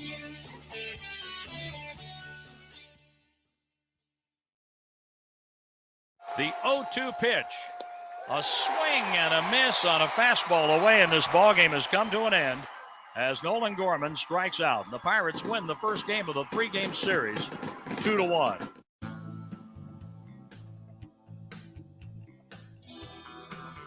Yeah, the Cardinals will drop game one of the series against the Pirates last night. They will have game two later on today. And you're going to have to be listening, well, really, all the way up until 4:45 when the pregame show starts. 5:40 first pitch from PNC Park in Pittsburgh. Paul Skeens, trying as much alliteration as possible. That's a lot. Paul Skeens takes on our guy Lance Lynn. That is the pitching matchup for tonight. So Skeens has been getting a lot of attention this season, and so is this guy from us, especially. It is time to go to the Quiver River Electric guest line. John Rooney, voice of the Cardinals, with us. Hi, John. Good morning. Good afternoon. Good evening. It's afternoon where I am. It's afternoon where you are. That's correct. It feels like it's 2 p.m. here anyway. So on a Thursday. So that's how the show's going today, huh? Well, no, listen, we were just talking about this, that 2 days now feels like 15 days. We don't know what it is, but it's like I have time an is, idea. what is it? Well, it's just a crazy world. There's a lot of stuff There's a lot of going stuff on. going on. Yeah. So it feels, the days feel long. I keep Yeah. feeling like Sunday was like 6 months ago. That's what it feels like. But at any rate, When you're covering baseball every single day, I bet time You have just no flies idea by. what day it is. Yeah. I bet. No, Monday seems like Saturday. I mean, if you get a day game, like on a holiday game on a Monday, that seems like a Sunday. And it's just crazy. But playing every day, show up at the ballpark. There's so many different game times, though, now. We might have a 4-game series with 4 different start times because of TV and one thing and another. So that figures into it as well. But through the course of a baseball season, you look at the schedule, okay, game tonight, that starts around 5:40 Central Time, so we'll go get them. All right, so tonight it is Paul Skeens, and last time the Cardinals faced him was at Busch Stadium, and he got a standing ovation, or a big ovation as he left the field, which is not something you typically see for a no-hitter performance from an opponent. When you saw that happen, what were you thinking when Cardinals fans were cheering for him like that? Well, I wasn't thinking anything because I was listening. I happened to be away at that time. I was on assignment, as Ricky calls it. And I was listening at that point, but not surprised. The Cardinal fans have always appreciated good baseball. And what they saw from this pitcher who was drafted a year ago, and he's in the big leagues, and he was the starter for the All-Star game. But I thought it was rather strange that they had a 10-game winner in Keller who didn't make the All-Star team. And the new guy comes on, and baseball chose him to go to the All-Star game, which wasn't a bad selection because he's really, really good. But the Cardinals don't have to beat him. They have to go after a bullpen. But the flip side of that is the Pirate bullpen is very good. And that's one of the reasons the Pirates have won like 9 of their last 11 games. And they had won 6 in a row before losing to the Phillies on Sunday. And last night it was a mistake, a wild pitch that led to the go-ahead run, and the Cardinals lost another close game. They just don't have a margin for error. Yeah, that's really an important idea here for a team who, for the entire season, the run differential is not in their favor. They're still over 500, and they're still in playoff position right now. But they're not scoring enough runs and not pitching well enough to overcome some of the defensive mistakes. They just really can't afford those, John. Well, last night they pitched well enough. They just didn't have offensive support. And John King gets a lot of ground balls. Ground balls found openings. And King was able to get out of the inning by getting a ground ball, but they had already scored the go-ahead run in the 8th inning. Last night, the offense just didn't measure up, and Keller pitched a pretty good ball game. But on the other side, so did Andre Palante. Palante, for as deep as he got into the count so many times, I think he had like 9 3-ball counts through 4 innings. And that's a lot. But he managed to give the Cardinals 6, where their bullpen's in pretty good shape going into games 2 and 3. The Cardinals lost the first game of the trip in Atlanta, came back and won the next 2, and they hope to win the next 2 to take this series. And the last time the Pirates lost a series, it was to the Cardinals in early July. John, we talk about it being such a long season. It takes a toll on players physically and mentally. But as you mentioned, not really having room, not really having a margin for error. Sometimes it feels like every inning is a lot of work. To get out of an inning or to hold on to a victory is a lot of work. Does that then take an extra toll on all the players this deep into the season? I look at it the other way. I think they're used to it. I think they are expecting to be in a fight in most every game because most of their games are decided by 3 runs or less. And when they do lose by a wide margin, that's why they have that run differential that is in the red. But I think they're pretty much used to it and they expect it. So they're conditioned to play that kind of ball game. And I think that's why they've been in most of the games they played this year. And that's why they're over 500, even though you take a look at that run differential and many expect them to be well below 500 when they take a look at this metric or that metric. But the Cardinals are in playoff contention and they fully plan on trying to challenge for this division as they're 5 games back. But the Pirates feel like they have a shot at the division. They're 6 out right now, and they put on quite a stretch. But it's also when you put that stretch on, do you peak at the wrong time as you get here toward the end of July? This is where you really want to start gearing it up for the last 2 months of the season. And I think the Cardinals, by playing so many close games, they're used to it. Yeah, there are 4 teams separated by 1 game for that final wild card spot. And that spot is only a half game behind where the Cardinals are. So you've got the Mets and the Pirates who are still hanging around, and the Padres and the Diamondbacks are all right there within a game. At what point do you think that there will start to be a little separation here? Or do you think it's going to look like this all the way through the end of September? It could well look like that all the way to the end. It wouldn't surprise me at all if you had 4 teams trying to play for 1 or 2 playoff spots, maybe even 5 teams, 1 or 2 of the playoff spots remaining. And it's going to be tough for Atlanta to hang on with the way that they're getting riddled by injuries. With Albies going down in the last game on Sunday against the Cardinals, then Whit Merrifield is signed to help fill that void, and he hurts a finger while playing catch. I mean, I don't know what's going on with Atlanta and their injuries, but Max Fried went on the injured list. They have several players on the IL, and Strider isn't available to them, and what a pitcher he is. So that gives hope to the Arizonas and the Padres, and as well as the Cardinals and the Pirates. And Cincinnati feels like it can make a run yet. But the one thing I caution Cardinal fans, the Cardinals always get the best effort from everybody they play, especially in the Central Division.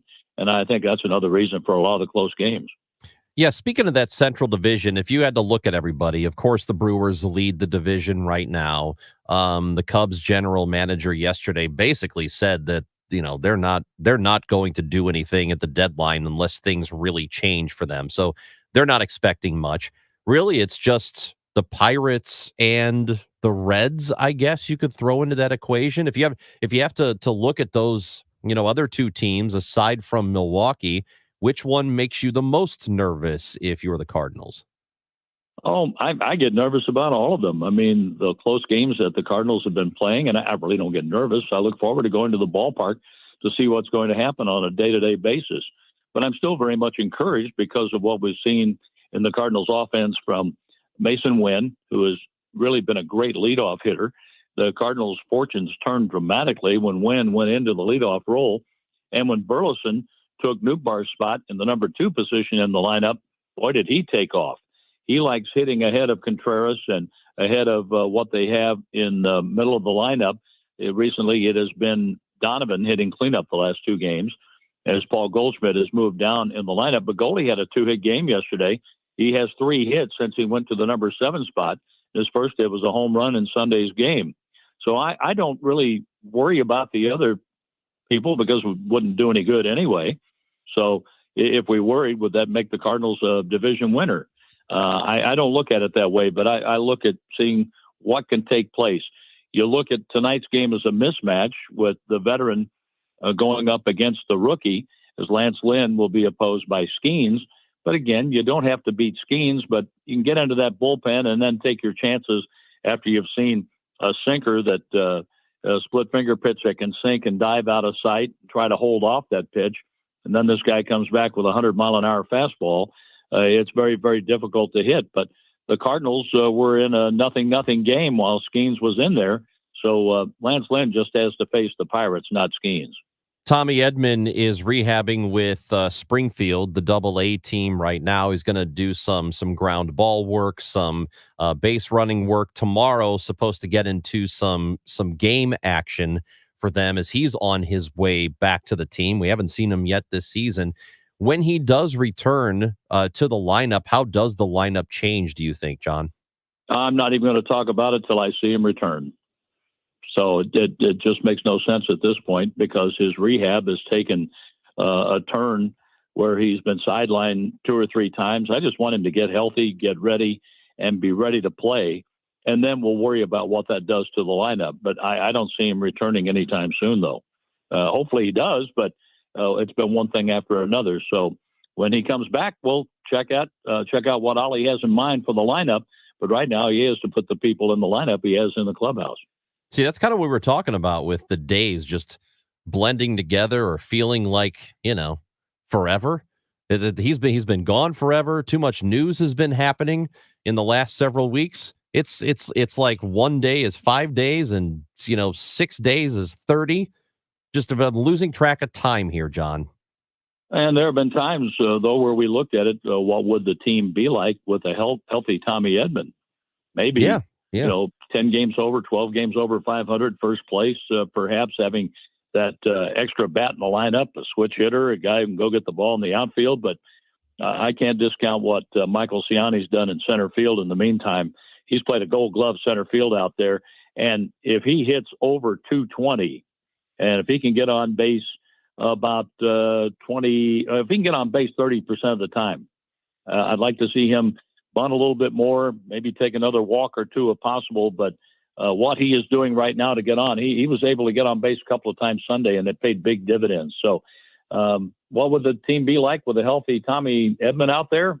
I hope we get to see it before the season's over. But I'll talk about it and tell all the fans about it when he is back in the lineup, and hopefully that happens this year.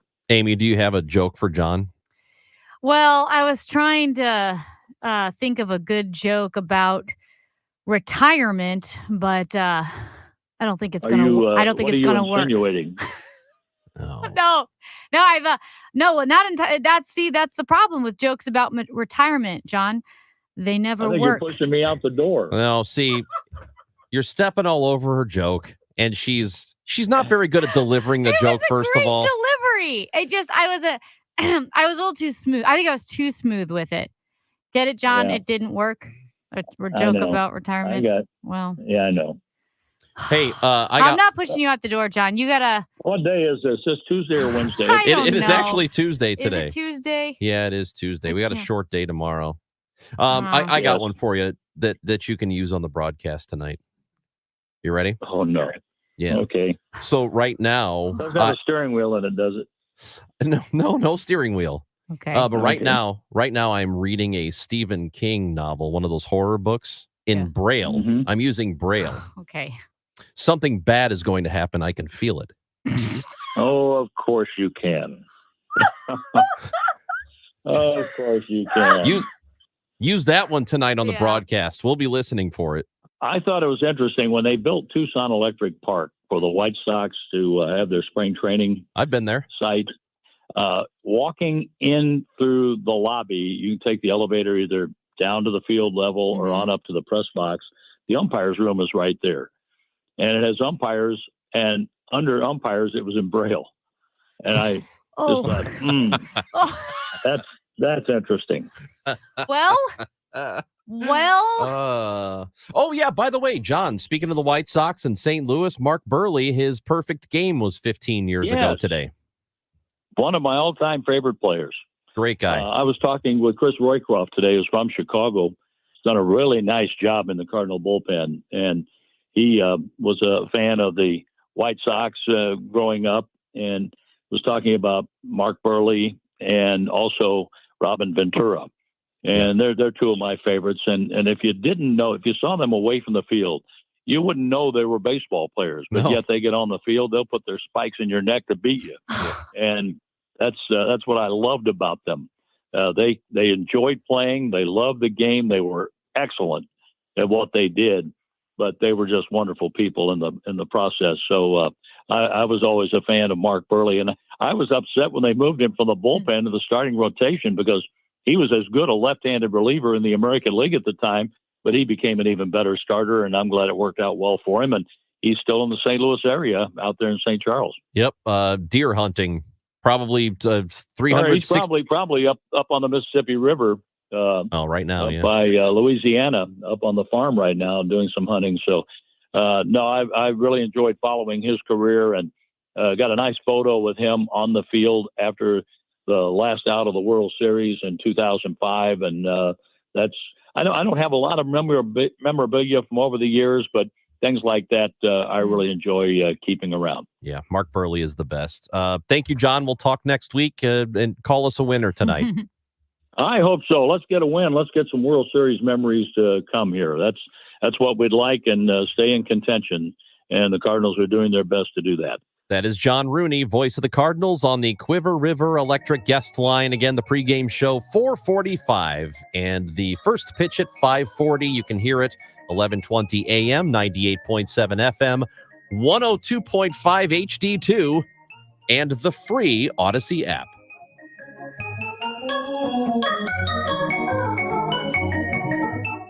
We are Missouri Farm Bureau Insurance, and we're here for all of life's wins. Like when you get a new car, or new boat, or new driver, or when your son moves out, but your mom moves in, or you find out you're expecting again, or when one rental property turns into 2, then 20, or you realize they're all in Tornado Alley.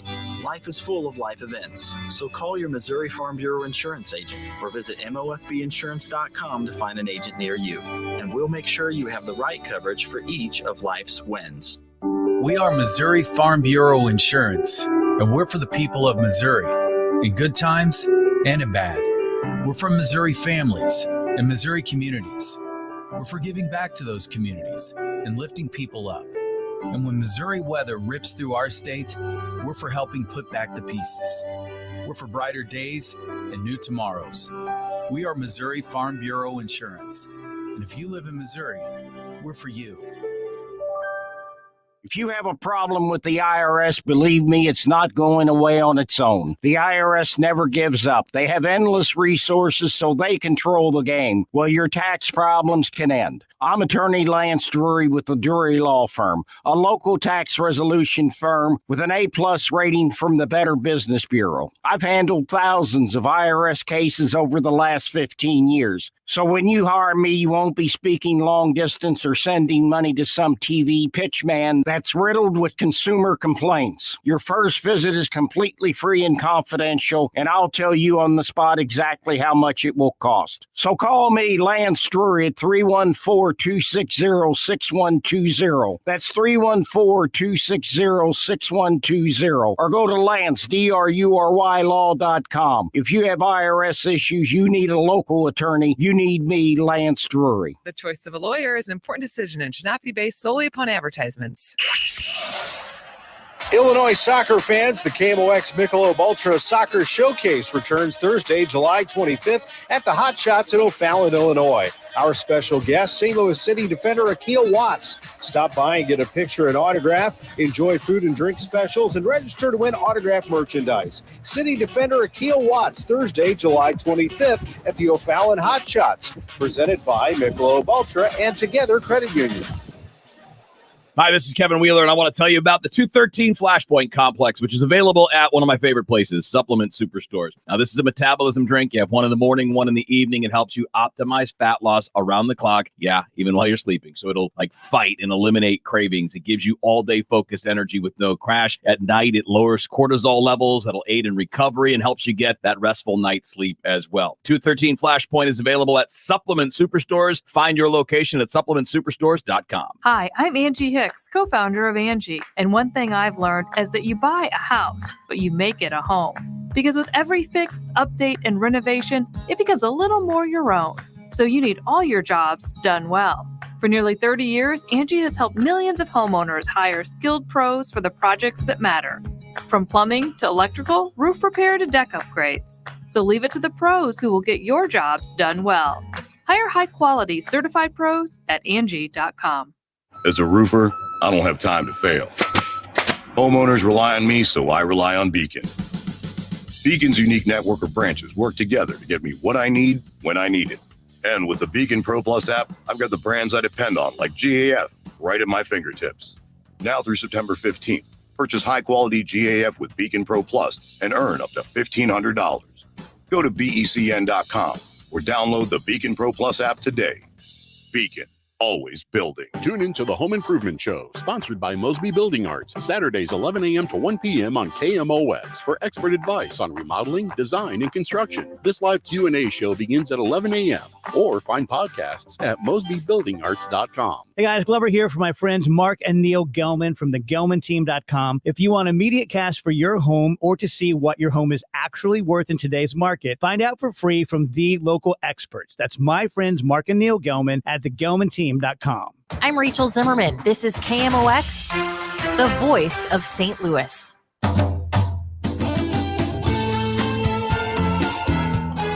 We've told you over and over again to be careful. And now is the time to be careful. If you would like to win tickets to see Santana and Counting Crows this Saturday, July 27th at Hollywood Casino Amphitheater, be the sixth caller to 314-955-1120. Good luck and be careful. That's right. We'll here's what I think Jennifer Aniston should do. I think she should get back together with the lead singer from Counting Crows. Was she with the lead singer of Counting Crows? Yeah, back in the 90s. Was that after or before Brad Pitt? Oh, before Brad Pitt.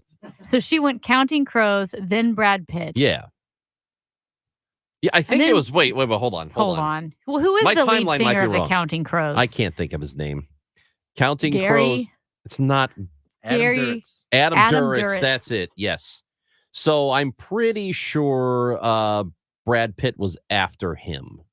Yeah, it must have been, because then they had a whole thing, and then Angelina Jolie after Jennifer Aniston. Well, now they have a whole thing. Well, and Angelina Jolie, their kid, is taking the Pitt off of her legal name so that... He must be kind of a butthole. I think he is. I think he's not very nice. Yeah, doesn't sound good. So anyway, we got to go. We'll come back. We've got plenty of news for you, some developments as it pertains to the Secret Service, and new endorsements for Kamala Harris are coming. That's all next on KMOX. Today, we're constantly taking photos and videos to remember our favorite moments. But what about those captured before the smartphone? What about the memories tucked away on aging VHS tapes, film reels, or in fading photos? These cherished memories are fading away with time, vulnerable to threats like heat, moisture, and mold. But fear not, there's a solution to safeguard your legacy. Hi, I'm Adam. And I'm Nick. Together, we founded Legacy Box over a decade ago with one mission: to bring your memories into the 21st century. It's time to bid farewell to old tapes you can't watch and faded photos. Legacy Box transforms them into digital treasures, ready to share with a click. Just like magic, your shoebox of memories is now safely stored in the cloud or on a thumb drive. Over 1 million families have trusted Legacy Box, so you can rest assured your priceless moments are in good hands. Don't let your childhood fade away on old tapes. It's time to digitize those priceless moments. Fast forward into the digital age. Visit legacybox.com/value and unlock 50% off your order. That's legacybox.com/value. La la la la la la la la la la la la la la. Oops. Ever had your singing lessons cut short by icy water? Oh, I'm sorry, honey. Say goodbye to those cold notes with Navien tankless water heaters. With Navien, you'll hit all the right notes without the surprise chill. So keep singing and let Navien keep the hot water flowing. And get ready for the encore when you get your utility bill. La la la la la. Navien tankless water heaters. Visit tanklessmadesimple.com. You can host the best backyard barbecue when you find a professional on Angie to make your backyard the best around. Connect with skilled professionals to get all your home projects done well. Inside to outside, repairs to renovations. Get started on the Angie app or visit Angie.com today. You can do this when you Angie that. Wesley Financial Group is not a law firm. If you own a timeshare, don't miss this public service announcement from Chuck McDowell, founder of Wesley Financial Group. If you receive an unsolicited phone call or mail piece to discuss selling, renting, or especially canceling your timeshare, don't fall for it. If you really want out of your timeshare, hang the phone up immediately or throw that mail piece in the trash and contact your timeshare resort or Wesley Financial Group for assistance with your timeshare. As the only Inc. 500 timeshare cancellation company, our knowledge, experience, and results has made Wesley a trusted resource for over 40,000 families we've helped get out of their timeshare. Give us a call and I'll send you our timeshare exit information kit free with the straight facts about your timeshare and all of your options for cancellation. Call for your free info kit, 800-329-2121. 800-329-2121. 800-329-2121. KMOX, KECK HD2, K254CR, St. Louis. The home of the Cardinals, KMOX. Always live on the free Odyssey app. 1-800-GOT-JUNK recycles because it conserves our natural resources. We donate the donatables so they can be loved and used by another family. Recycling saves us money. The less we take to the landfill, the more we save. It also saves you money. Spending less on landfills helps keep our prices low. People love to see a win-win scenario, but we've created a win-win-win-win scenario. We make junk disappear.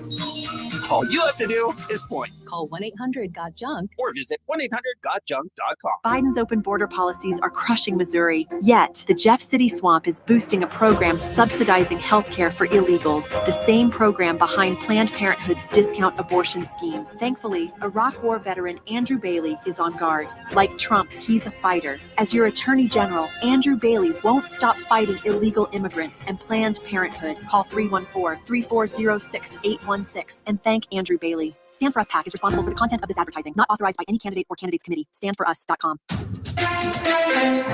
Mid-America's most trusted source for news. KMOX.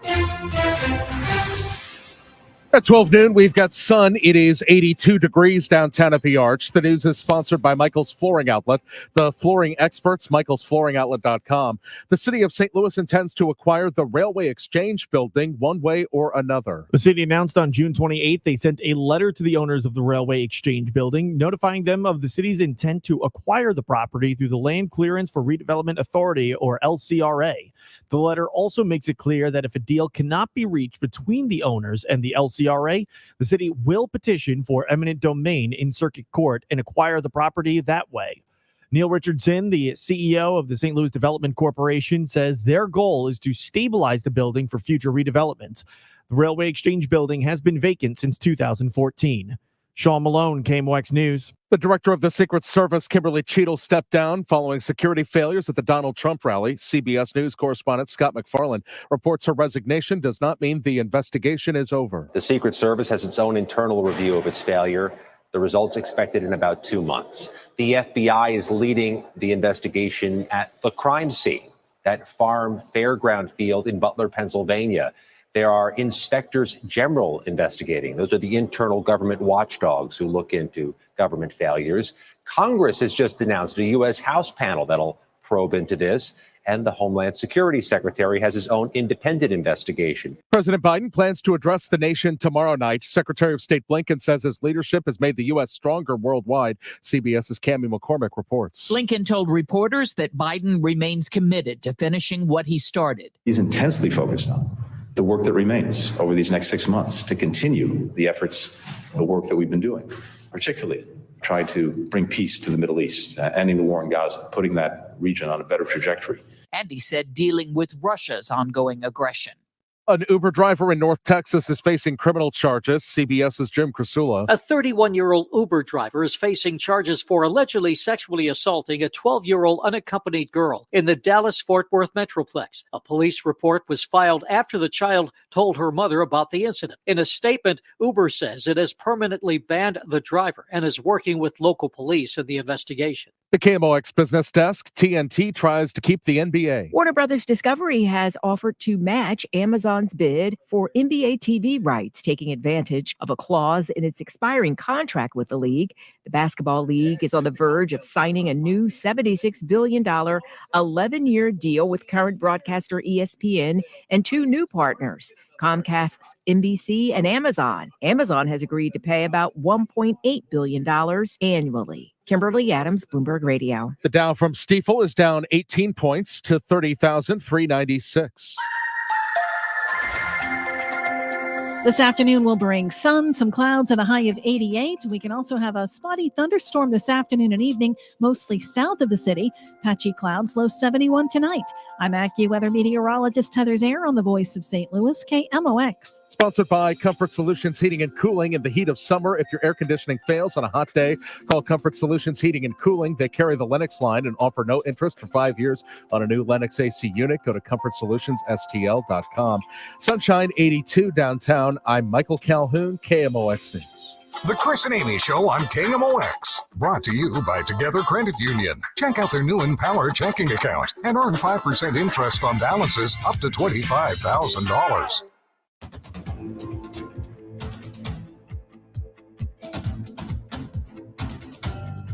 Amy Marks Kors and Chris Ranji on KMOX. Oh, congratulations to Cheryl from Hazelwood, who has won tickets to see Santana and Counting Crows at Hollywood Casino Amphitheater on Saturday. And don't worry, if you missed your chance to win tickets today, we will still give away 3 more pairs of tickets for the rest of the week. That's all coming up tomorrow, the next day, and on Friday. So, the biggest news from today so far that has occurred after what was, I think you call just an absolute disaster of a hearing for Secret Service Director Kim Cheadle. Today, she announces she is going to resign from that position after the attempt on former President Trump's life in Pennsylvania 11 days ago, a massive security failure where there was a roof less than 150 yards away from the point where the former president was speaking, and an assassin got off a bullet that just nicked him in the ear. So we were very, very close as a country to absolute disaster. It's bad enough that it happened, and it never should have happened, never should have had the opportunity. I would go back pretty deep and say that he never should have had that weapon, but certainly security, at least. The Secret Service, local law enforcement should have not allowed that roof to be open and have that happen. And so whether or not she is directly at fault for what happened, she had to pay for it. Yeah, and the Secret Service has been plagued by some scandal for the past 10 years. Now, Cheadle just took the position in, I believe, September of 2023. So all of those scandals, obviously not directly related to her, but the fact of the matter is she is at the top now. And when you're at the top, you bear the responsibility for everything that happens within your organization or company. It's why we saw university presidents step down after the chaos surrounding pro-Palestinian encampments and protests. It's why you see CEOs of companies stepping down when their businesses or even one department within their business is ravaged by scandal. That is just the way it works. And when your job happens to be protecting the life of the president of the United States or candidates or even other diplomats, when you have a failure of this magnitude, somebody's got to go, and it's going to be you. And it wasn't even just the writing on the wall because of the failure in the first place. The congressional testimony that she gave yesterday, the testimony in front of representatives on both sides of the aisle, was one of the worst performances we've seen. Representative Nick Langworthy out of New York called it literally the worst performance, and he said that she brought more shame to the agency than the assassination attempt.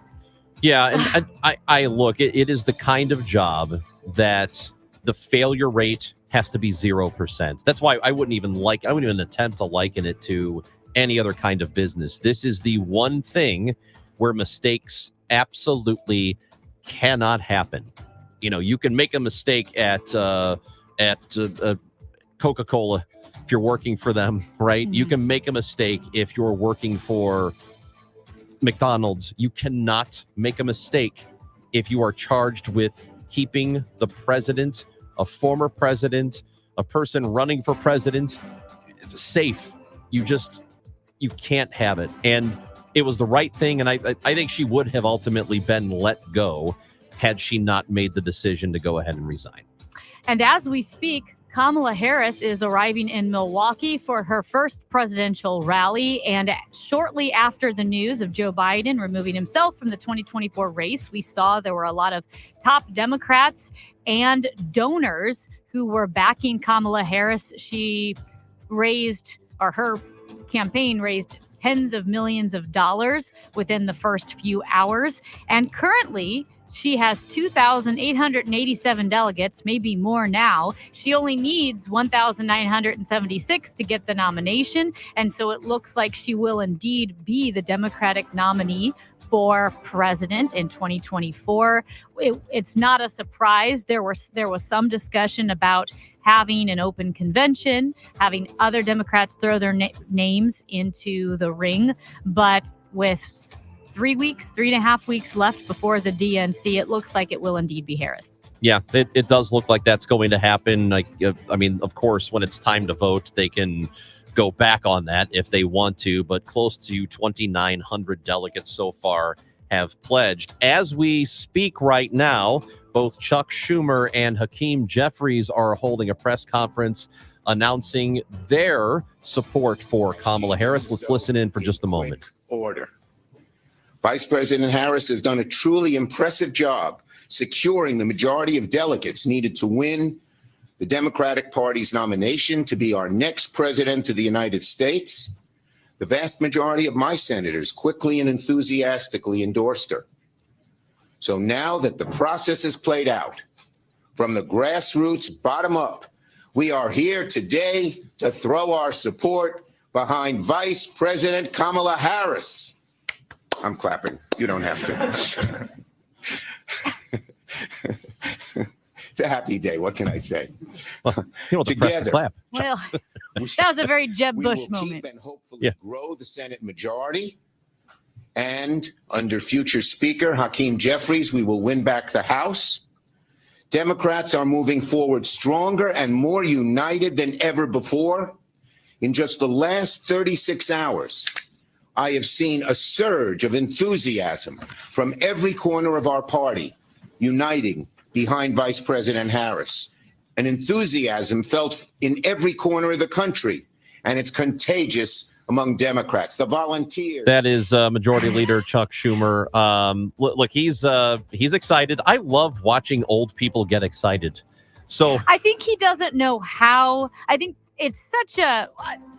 Let me just take it. I don't think he knows how to act like a normal person. I think a lot of times lifelong politicians, I don't know if they forget how to show genuine enthusiasm because they have to be so guarded, maybe have to put up a front all the time. But I do feel kind of bad. Kamala Harris.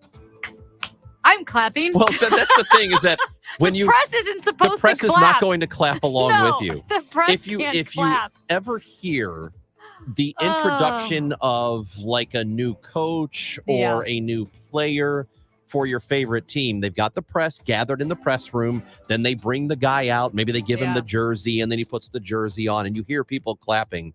That is 100% of the time people who work for the team who come into the room just to watch. The press can't The clap. press is not clapping along with them unless it's like a small college town and the press is weird. I do think my favorite CNN Chiron of all time is the boy, oh boy, are we enthusiastic? Schumer says. So you don't always get a boy, oh boy. Right now, as we speak, Chuck Schumer and Hakeem Jeffries are officially giving their support to Kamala Harris for president. Meanwhile, President Joe Biden has said he will address the nation on Thursday. He's recovering from COVID. No, tomorrow night. Excuse me, tomorrow night. 7:00. Our time. Today's also not See? Thursday. What oh my day gosh. is it? Yes, tomorrow night, Wednesday night. He is recovering from COVID.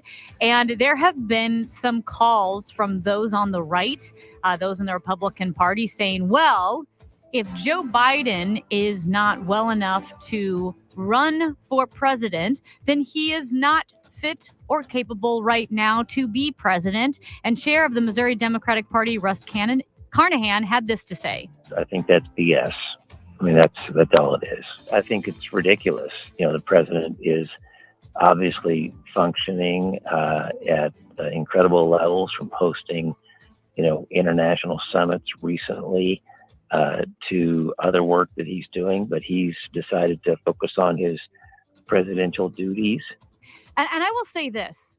I don't think that's a valid argument, even if you don't think Joe Biden is fit right now to be president. And I think there are a lot of people, I myself feel like right now, he's probably pushed it too far. I don't think he's up to the job. But the argument that if he pulls himself out of the race, that is saying he's not fit right now. That is not a logical argument, because there is a very big difference between where you are right now and you acknowledging that in 4 years, it might not be in the best interest of the country. Again, that's separate from saying, well, he should have stepped down, he shouldn't be president. Well, that's separate. That's your opinion. But I don't think it's a valid argument to say because he pulled himself out of the race, therefore he should not be president now. That, to me, is not logical. And who did we talk to earlier? Wasn't it Joel Goldstein who said that there are senators and representatives who have decided that they are not going to run for re-election, even though they could? And this happens all the like time. Mitt Romney said, "I'll be." It doesn't mean he can't. I'll be. Right. Yeah. It doesn't mean he can't serve. Well, that to me was always a silly argument going back to Sunday. It played to me like we have to, because we're on the opposite side here, we have to somehow make a bigger deal out of something than it actually is, so that we can get some talking points out there and get some traction. Yeah, that's the way it plays honestly, to me. As much as Republicans talked about Joe Biden not being fit to be president now, which again, I think is a valid question. Fine, if you have that, but don't say it's because he's dropping out. No, that's not what I was going to say. What I'm saying is, while I do think there were Republicans who said he's not fit to be president now, I think they wanted him on the ticket. They thought he was more beatable than Kamala Harris. They don't want a younger person on the ticket. So that they have to have some, again, I don't even understand why this talking point benefits them, but the Republicans were not calling for him to drop out. The whole Trump strategy was to beat Joe Biden. That is exactly correct. And that is why you've heard people from that side who I guarantee you don't really care if you ask them. That's why they have been saying that, the Democrats have taken away the votes of 14 million people and they have circumvented democracy to make this happen. They don't care about that. They want Biden on the ticket. They want Biden on the ticket because they thought they were going to beat him. And they were perfectly fine with him being president through November because they thought they could beat him in November. I think that is all entirely disingenuous. Tom Cotton was on TV this morning saying the exact same thing. And they circumvented democracy. Come on, man. You don't care about that. And that's bad. And like I said yesterday, and also I don't think Democrats would be calling for Joe Biden to step down if the polls overwhelmingly showed that he would beat Trump. Of course, you're not going to remove a winning name from a ticket. So both parties are manipulating in order to stay in power.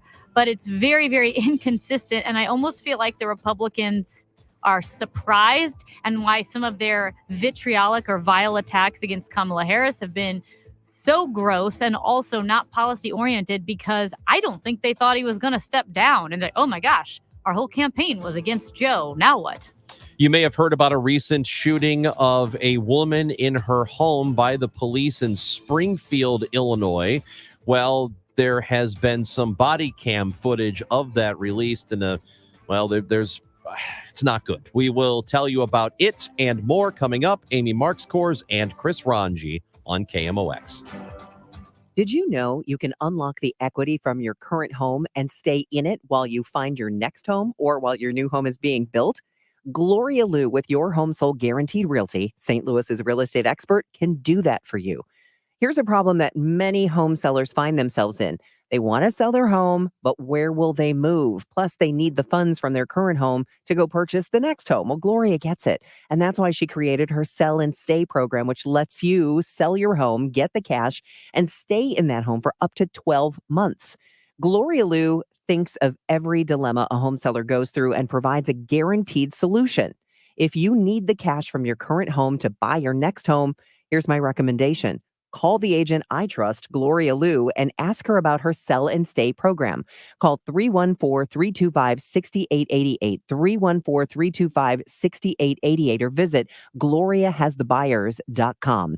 Conditions apply. Gloria and seller must agree on price and possession date. The choice of a lawyer is an important decision and should not be based solely on advertisements. At Onder Law, we deliver big judgments for the little guy. Onder Law takes on the biggest industries and holds them accountable. Call today for a free review at 314 or 618-9000000. Prescriptions require an online consultation with a healthcare provider who will determine if appropriate. Restrictions apply. See website for details and important safety information. Subscription required. Price varies based on product and subscription plan. Hey guys, did you know there's a generic form of Viagra that works just the same but is 95% cheaper? And you can get it online at hims.com/joy. Through Hims, you'll get a free medical consultation to determine the ED medication that's best for you, discreet shipping if prescribed, a 100% online process, and a range of treatment options, including trusted generic alternatives to the name brands, at up to 95% off. ED is personal, and at Hims, so is treating it. Just go to hims.com/joy and get connected to a licensed medical provider online for free with zero copay, no expensive appointments, and no awkward face-to-face conversations. To start your free online visit, you need to go to this exclusive address, hims.com/joy. That's hims.com/joy for your free online visit. hims.com/joy. Patriots like President Trump never stop fighting for their country. Because Trump knows America's on life support and says Dr. Bob Onder can help him save it. Trump's endorsed Dr. Bob Onder for Congress, calling him an incredible America First patriot who will fight tirelessly for our families and conservative values. Dr. Bob Onder, the Trump-endorsed America First conservative. Kurt Schaefer is different. Trump calls Schaefer weak on MAGA because Trump knows his record, voting to let foreign-owned entities buy up Missouri farmland. Now China owns over 40,000 acres. And Schaefer's campaign took $30,000 from a Chinese-owned company. He won't make America great. He'll make China rich. If given the chance, Schaefer will do it again. Win It Backpack is responsible for the content of this ad. Paid for by Win It Backpack. Not authorized by any candidate or candidates committee. WinItBackpack.com. This is the story of the one. As a maintenance engineer, he hears things differently. To the untrained ear, everything on his shop floor might sound fine, but he can hear gears grinding or a belt slipping. So he steps in to fix the problem at hand before it gets out of hand. And he knows Grainger's got the right product he needs to get the job done, which is music to his ears. Call, click Grainger.com, or just stop by. Grainger, for the ones who get it done. Get in zone, AutoZone. Welcome to AutoZone. What are you working on today? Brakes? We can save you 15% on that. We have OE quality Duralast brake pads and rotors in stock, ready for pickup or delivery. We also have calipers, brake fluid, tools, and anything else you'll need to do the job right. When you get Duralast pads and rotors together, you'll save 15%. It's just part of what makes us America's #1 brakes destination. Get in the zone, AutoZone. At KMOX, our focus is you, your go-to station for local news that matters to St. Louis and the region. The voice of St. Louis, KMOX.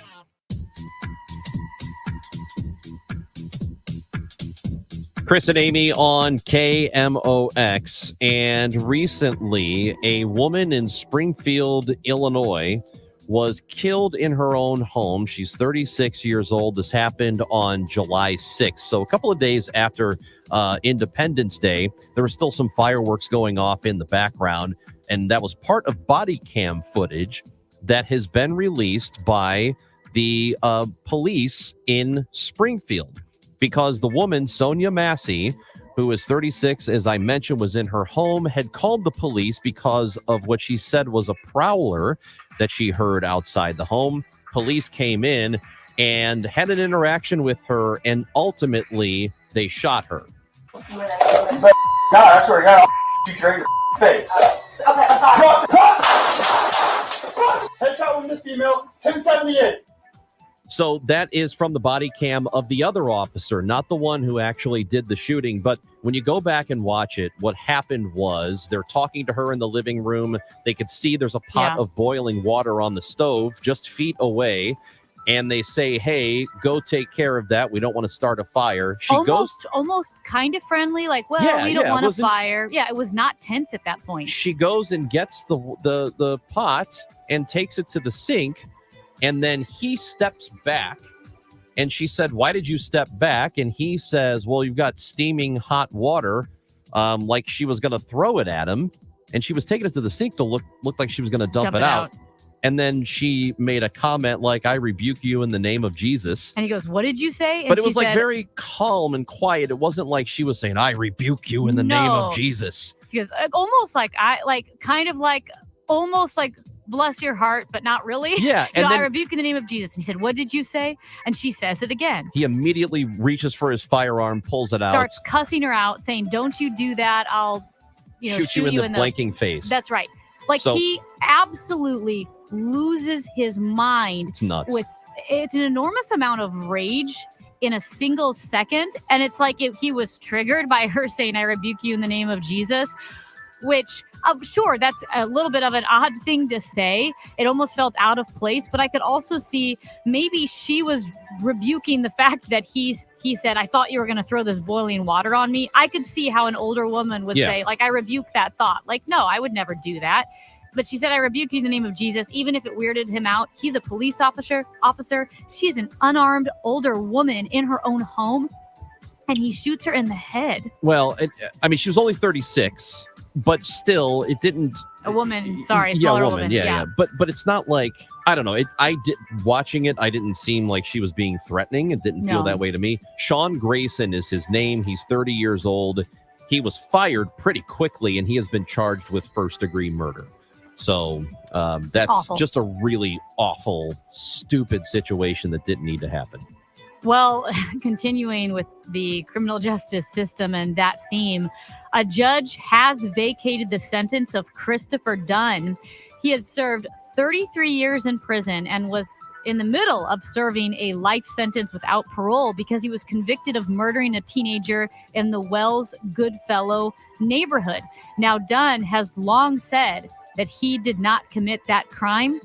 Well, the judge said, quote, in light of the new evidence, no juror acting reasonably would have voted to find Dunn guilty of these crimes beyond a reasonable doubt, because not only was there new evidence about troubling aspects of the case, but the circuit attorney, that being Gabe Gore, has made a clear and convincing show of actual innocence that undermines the basis for Dunn's convictions. So it is great that they're vacating that sentence, but also tragic that Dunn unfairly had to serve 33 years in jail. And this is what I'm talking about as it pertains to the Marcellus Williams case. And he is set to be put to death 2 months from tomorrow. That is one where there is reasonable doubt, okay? And if they are to free him, or at least take him off death row, people aren't going to be mad at the state. They'll probably say, he shouldn't have been convicted, and maybe there will be lawsuits so that he can recoup some kind of damages for being put in prison. But nobody's going to be mad for Yeah. doing the right thing. I'll never understand. And again, remember, you're presumed innocent, and it's not just that it cast a reasonable doubt. They're saying this evidence is, quote, clear and convincing evidence of Christopher Dunn's actual innocence. Tonight, the Cardinals take on the Pirates in Pittsburgh. Game 2 of 3, a 4:45 pregame show here on KMOX. 5:40 is the first pitch. Lance Lynn will take on Paul Skeens. So this is a very big pitching matchup for tonight. The Cardinals Report is brought to you by Renner Garage Door, RENNER, forward and back, family-owned and top-rated Renner Door, STL.com. It's Chris and Amy on KMOX. All right, do not let moles and tunnels ruin your lawn. You've worked too hard for too long. We've been fortunate with this much rain that the grass looks pretty good. It looks green. Don't just deal with these moles. Don't try to catch them yourself, which is time consuming. You're setting up traps all the time. It's also kind of gross. Call Rottler, 877-ROTTLER or Rottler.com. Rottler offers the most advanced and highly effective mole elimination programs available. And that program includes year-round warranted protection with non-invasive exterior treatments. That means you don't even have to be home for Rottler to do the service. Also, there's no charge per mole. They have a fixed budget for the year, and there's no charge for follow-up visits in between regular services. So you know what you're getting, and you know you can trust Rottler. And also, when you call them, they answer the phone. They have an expert service team always there to address your immediate concerns. They can dispatch pro technicians to your door the same or next day. Give them a call, 877-ROTTLER or Rottler.com. Stop for a moment and think about this. Do you know how much money in your 401k or IRA is actually yours? Or will the government take a bigger chunk than you thought? Remember, you still might owe taxes on that money. But do you have a plan to help make sure you don't pay more than you should? At Fira Capital Management, formerly Heisey Advisory Group, we believe you deserve to keep more of what you've earned, which is why we're here to help you navigate the confusing world of retirement taxes. It's your money. You deserve to know what's at stake. Right now, taxes are historically low, but they won't be this low forever. So call Fira Capital Management today so you don't miss out on this opportunity. 314-328-4400. That's 314-328-4400. You work hard for your money, and we'll work just as hard to help you keep it. Fira Capital Management, 314-328-4400. Investment advisory services made available through Pine Ridge Advisors, LLC, a registered investment advisor. Securities made available through AE Financial Services, LLC, member FINRA and SIPC. Firm may not give tax advice. Hi, this is Kevin Wheeler, and I want to tell you about the 213 Flashpoint Complex, which is available at one of my favorite places, Supplement Superstores. Now, this is a metabolism drink. You have one in the morning, one in the evening. It helps you optimize fat loss around the clock. Yeah, even while you're sleeping. So it'll fight and eliminate cravings. It gives you all-day focused energy with no crash. At night, it lowers cortisol levels. That'll aid in recovery and helps you get that restful night's sleep as well. 213 Flashpoint is available at Supplement Superstores. Find your location at supplementsuperstores.com. 1-800-GOT Junk is your friend with the truck. We make junk disappear. All you have to do is point. All our people are in uniforms. And our trucks are clean and shiny. And big. We leave spaces empty and clean. For you. 1-800-GOT-JUNK.com. At 12:30, some clouds. It's 82 downtown at the Arch. We're going to hold the Senate. We're going to win the House. We're going to elect Kamala Harris as our next president in November. Democratic leaders Chuck Schumer and Hakeem Jeffries endorsing Kamala Harris today, capping off their party's swift embrace of her 2024 candidacy. Here is the House Speaker Jeffries moments ago. She is ready. She is willing. She is able to energetically and emphatically lead America into the future. We've got a crash on 70 going west at Cypress. It's got the right two lanes closed. They've just cleared a stall on 270 south at Gravois that was on the right shoulder. This afternoon's high 88. For tonight's low 71. Tomorrow mix of clouds and sun with a high temperature of 92. Sponsored by the Penn Mutual Life Insurance Company. Are you considering life insurance? Penn Mutual's accelerated client experience makes applying for life insurance fast and easy. Ask your independent advisor or go to pennmutual.com/STL. It's 82 at the moment downtown. I'm Michael Calhoun, KMOX News. Broadcasting from the Underlaw Injury Lawyers, GetJim.com studios. KMOX. Home values are sky high and you have a ton of equity. Your financial advisor thinks the market is peaked, so if you're thinking about selling, it's time, except for two things. High interest rates will burn you on a new home loan, and you're not ready to move. Savvy financial advisors suggest Truehold's new Sell and Stay program. It's ingenious because they buy your home now while its value is high, but you can stay in your home as long as you want with an easy, affordable lease. Smart, right? Truehold will make you a solid cash offer, not a lowball offer like the others. It's based on your home's current value. The cash is yours to travel, pay off bills, or secure your retirement. And again, you can stay in your home with a comfortable lease. Truehold covers property taxes, insurance, and maintenance.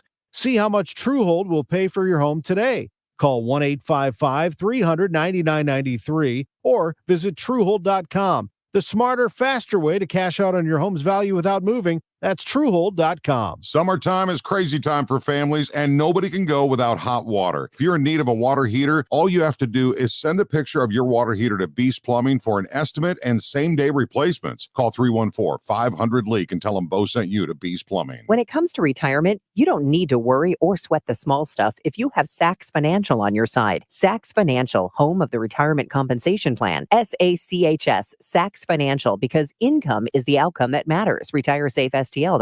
Hey guys, Glover here with my friends Mark and Neil Gelman from the Gelman team of eXp Realty. Selling your home, every situation is unique. Find the best options that are right for you from the real estate team who offer more options. My friends Mark and Neil Gelman. Check out the only agents that I trust at thegelmanteam.com. Hi, this is Paul Goldschmidt, and it's game day. It's the Cards and Pirates tonight. Ameren Total Access 445. First pitch 540. Let's play ball. On your voice of the Cardinals, KMOX.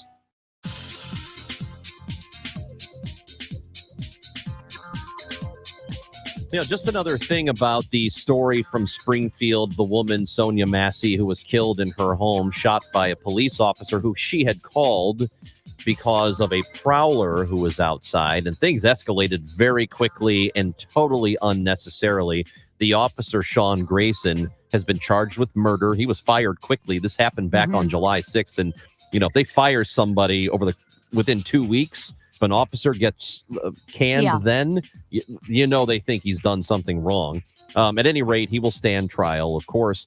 But it was worth noting that he has had 6 different law enforcement jobs since 2020.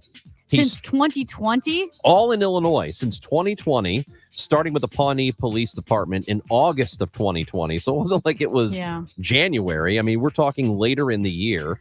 And they don't know, it is not clear yet why he's had so many different law enforcement jobs over the course of a very short period of time. Can't be good. It's not like he was getting promoted rapidly. Right. It's probable that he was let go. One thing that I'll let you know about, the FBI is responsible for investigating bad policing. That's part of their purview.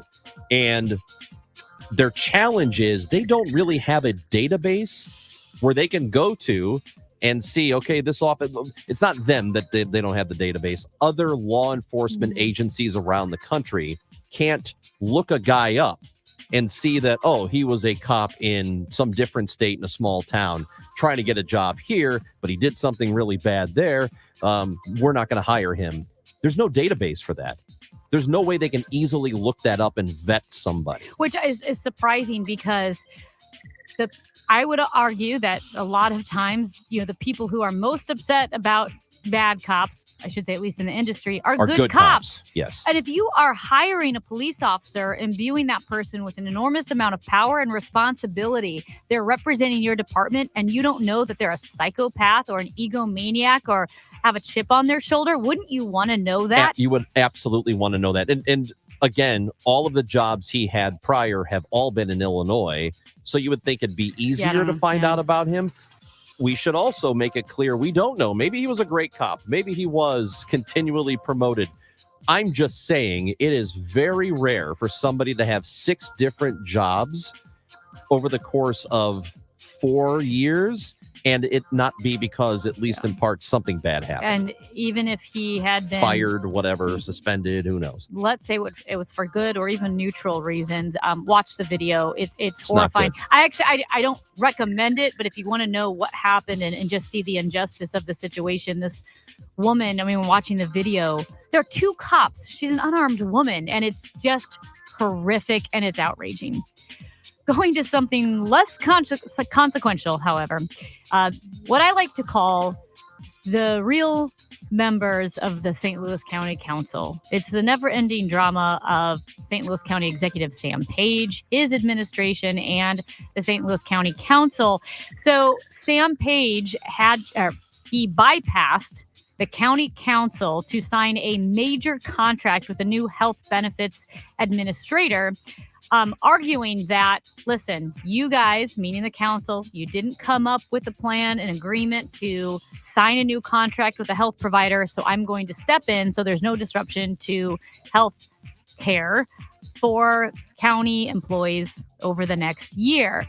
So Page had warned since earlier this month that you're running out of time to the county council to sign a new contract with United Healthcare. They had previously been with Anthem Blue Cross Blue Shield, and the county's procurement division recommended United Healthcare, although Anthem Blue Cross Blue Shield pushed back and said, no, it won't be cheaper. The county council is less than thrilled that they were bypassed by Sam Page, even though they did move up the date to discuss the healthcare provider. And listen, I don't actually know who's necessarily in the right on this. I do know the county council has a lot of petty arguments that can hold up processes. I also know that Sam Page, the county executive, is less than transparent. So to me, having a major health insurance contract signed as a unilateral movement by the county executive, even though it is just for 1 year, I don't feel that I'm granting anyone the grace to say, oh, I think they made the right decision. I think Sam Page has a lack of transparency and potential conflicts of interest in multiple situations over the time of his tenure. I also don't know that the county council wasn't causing a kerfuffle by dragging their feet. I think all it does is make people feel a little bit more frustrated and helpless when it comes to government.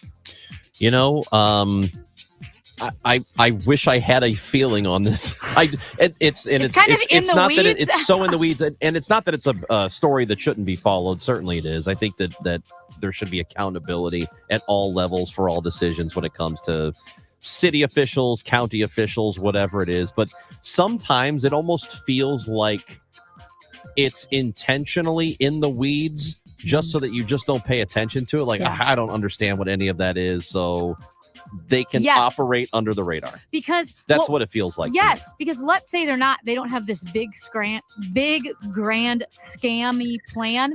Let's say they just want to, it could be county council members, the county executive, members of the board of aldermen, the mayor, whoever. You kind of give a friend a kickback or two, or maybe you kind of get a benefit here or there. My goodness, we had aldermen going to prison for free tires and a couple $1,000s. Hey. And so when tires are expensive, the more you hear about this type of thing, the more you just start wondering who's being serious, who's really looking out for taxpayer dollars, and who's just thinking, hey, I can get free meals and new tires and a kickback to a friend. Dude, I would take new tires. Whatever. Tell me whatever I have to do. They are so expensive. They are expensive. But I feel like when the alderman went to prison, it was like $2,000 in new tires. I almost feel like, listen, I'll pay $2,000 not to go to prison. Go to prison for like $1 million. That's not my problem. Let them. If they go to jail, they go to jail. You want to go to jail for $37? No. Me? Well, I don't. Let them do it. Be kind of embarrassed? You know what jail is? It's a lesson for some people. Kind of like the lesson you teach kids when you don't give them the foul ball at baseball games. That's exactly right. Kid, you want to get ahead in life? You get that foul ball. Don't expect it to come to you for free. A couple of bits of national news to get back to. We mentioned the assassination attempt on former President Trump and the subsequent resignation of the Secret Service Director Kim Cheadle today. Also, another bipartisan effort between House Speaker Mike Johnson and Minority Leader Hakeem Jeffries. They announce a bipartisan House task force, which is going to look into the assassination attempt, basically to figure out how it happened, why it happened, who to hold accountable, and then to make sure it doesn't happen again, as you would expect the task force to do. So there will be 7 Republicans and 6 Democrats on this task force. So, as I said earlier, Kim Cheadle resigned because of a massive security failure.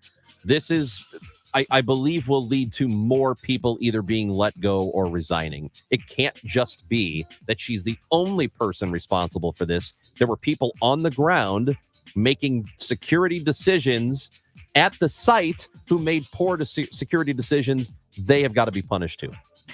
Speaking of people on the ground, Delta has canceled a gazillion flights. Okay, not exactly a gazillion, but from Friday through Sunday, they canceled 4,500 flights. Yesterday, they canceled more than 1,250 flights. And today already, they have canceled, I think, nearing 1,000, but hundreds of flights today. So the U.S. Department of Transportation is launching an investigation into Delta because they are still struggling. They have not recovered from the CrowdStrike outage that hit so many industries and other airlines over the weekend. But United Airlines, American Airlines, they're back on track. Southwest was using Windows 95, so they're fine. I don't know, whatever Well, Southwest was using. No, it's But- not the old Enterprise Center. That's right.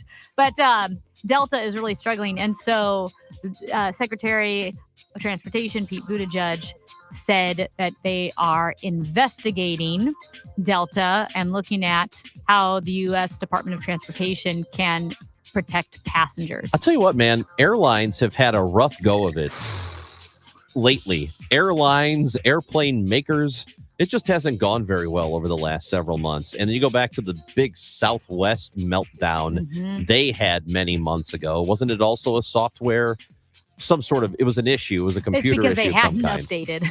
Yeah. It was a lack of an update. It's just I mean, what are we doing around here? So if you're American and you are United, maybe your marketing campaign should be, hey, we're not Southwest or Delta.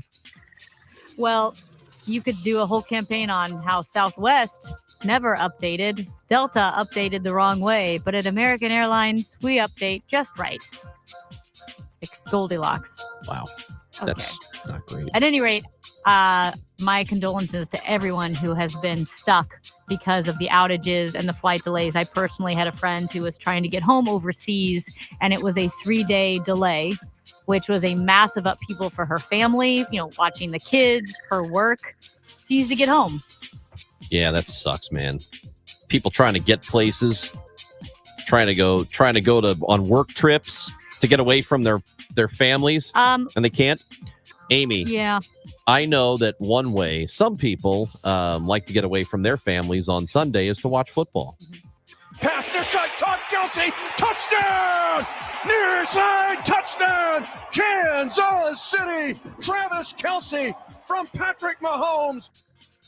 Just get ready for Roma Dunze from Caleb Williams. That's what it's going to be. Anyway, Get ready for what? Roma Dunze is the Bears' new receiver. Oh. Caleb Williams is the new superstar quarterback That's of the right. Chicago Bears.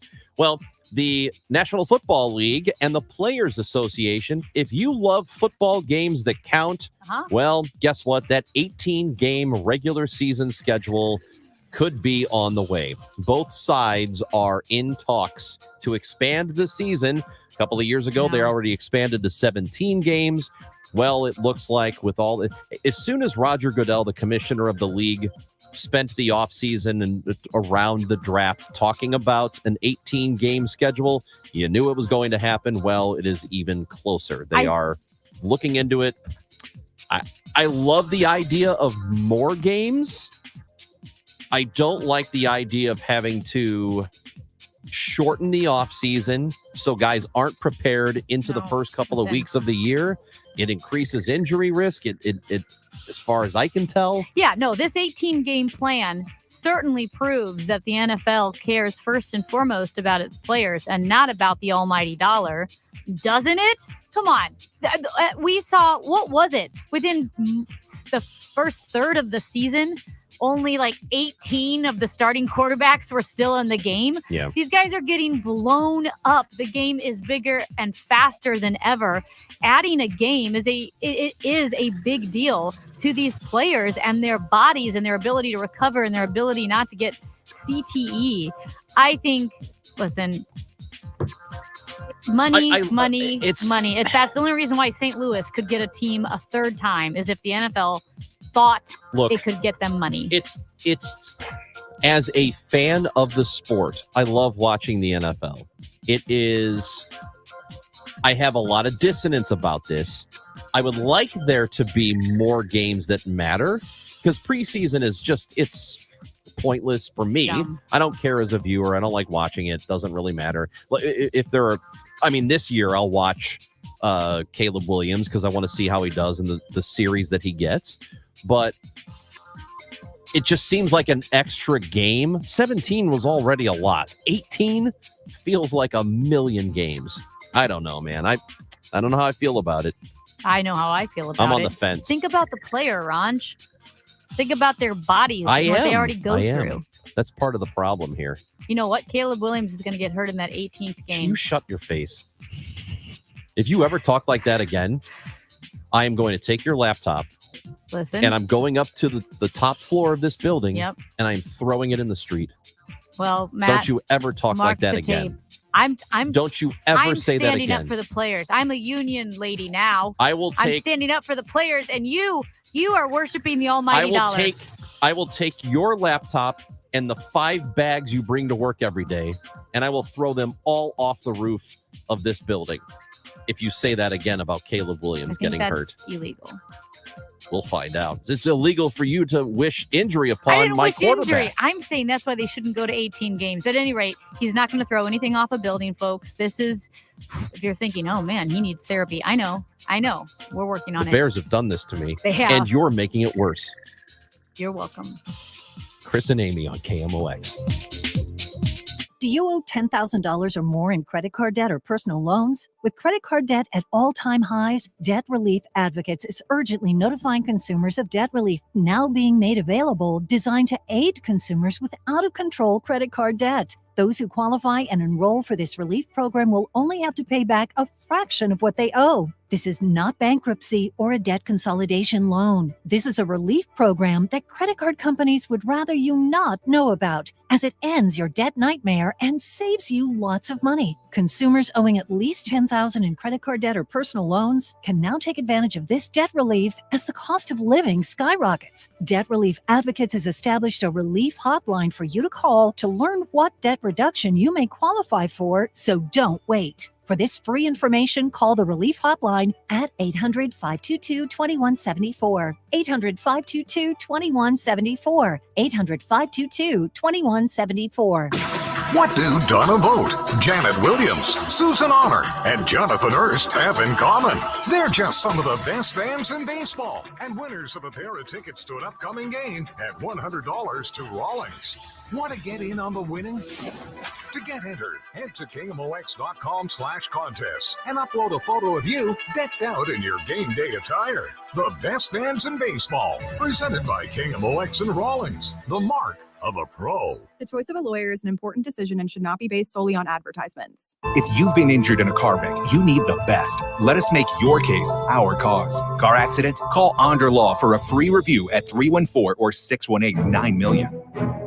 Paid for by Lori Rook from Missouri. Ryan Rook, Treasurer. You deserve to know where your tax dollars are really going. You deserve to know about the backdoor deals our politicians are making with lobbyists. And you deserve to know when your elected officials are supporting things that compromise your conservative values. But right now, it's all hidden behind the curtain.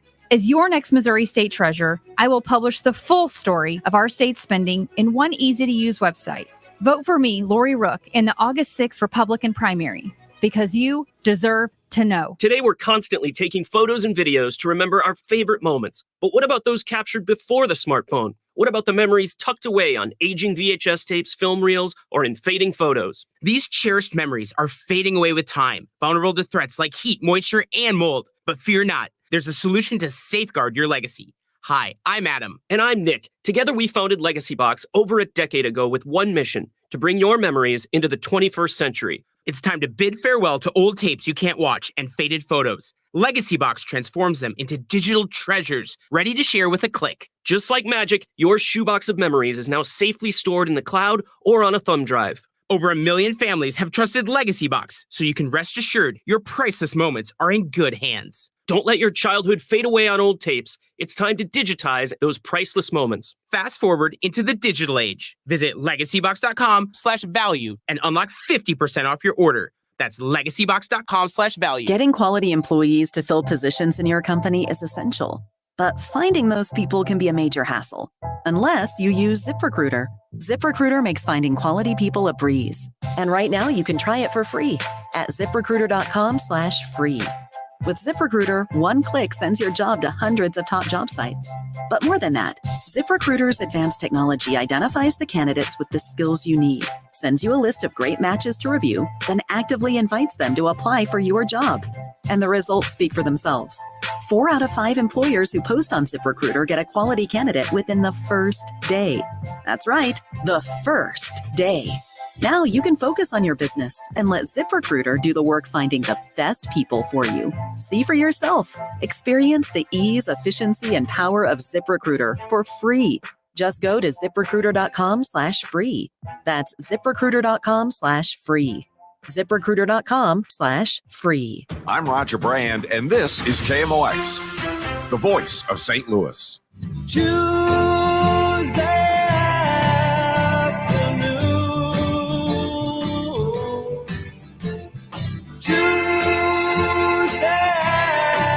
afternoon. So guess what I did, Chris Ranji? Probably something stupid. Okay. He's just bitter about the Bears and Caleb Williams. I'm not bitter. I'm bitter about your attitude. What do you toward think them. is more likely, Caleb Williams getting hurt in the 18th game or Caleb Williams getting Eberflused? What does that mean? It kills him, his career. No, Takes away his confidence, ruins a great player.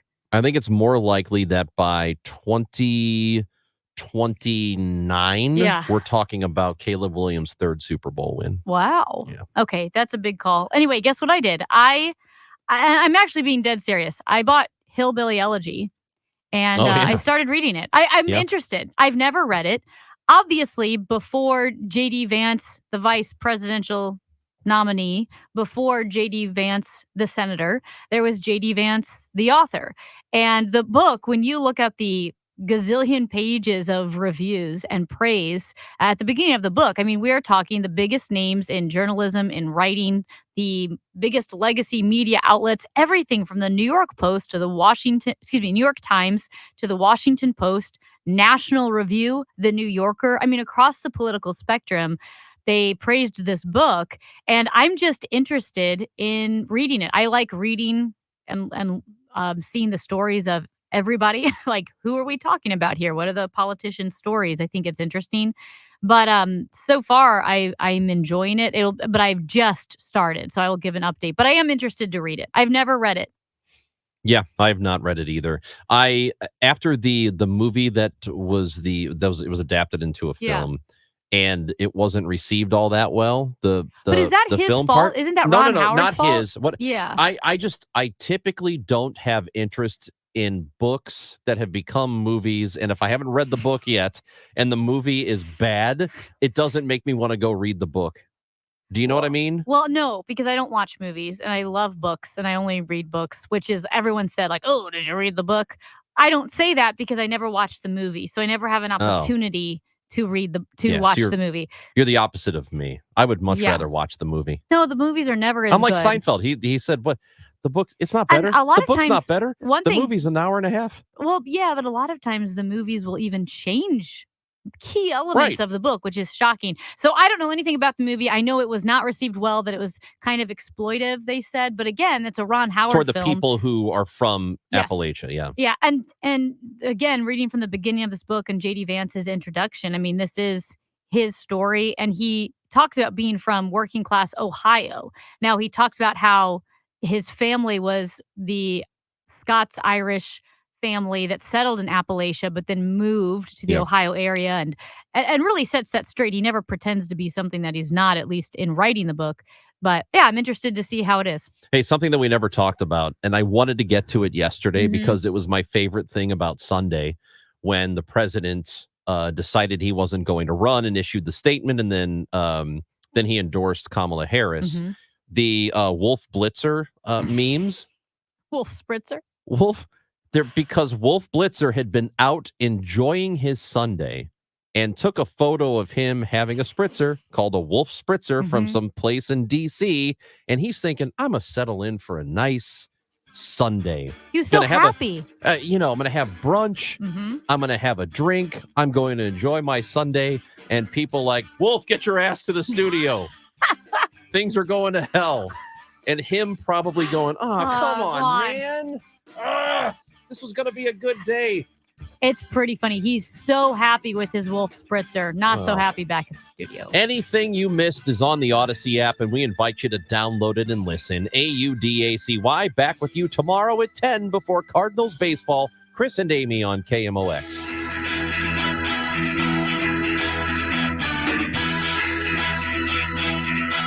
You can't make anything cooler than a mountain goat. I don't know. Cloven hooves with two little toes. This is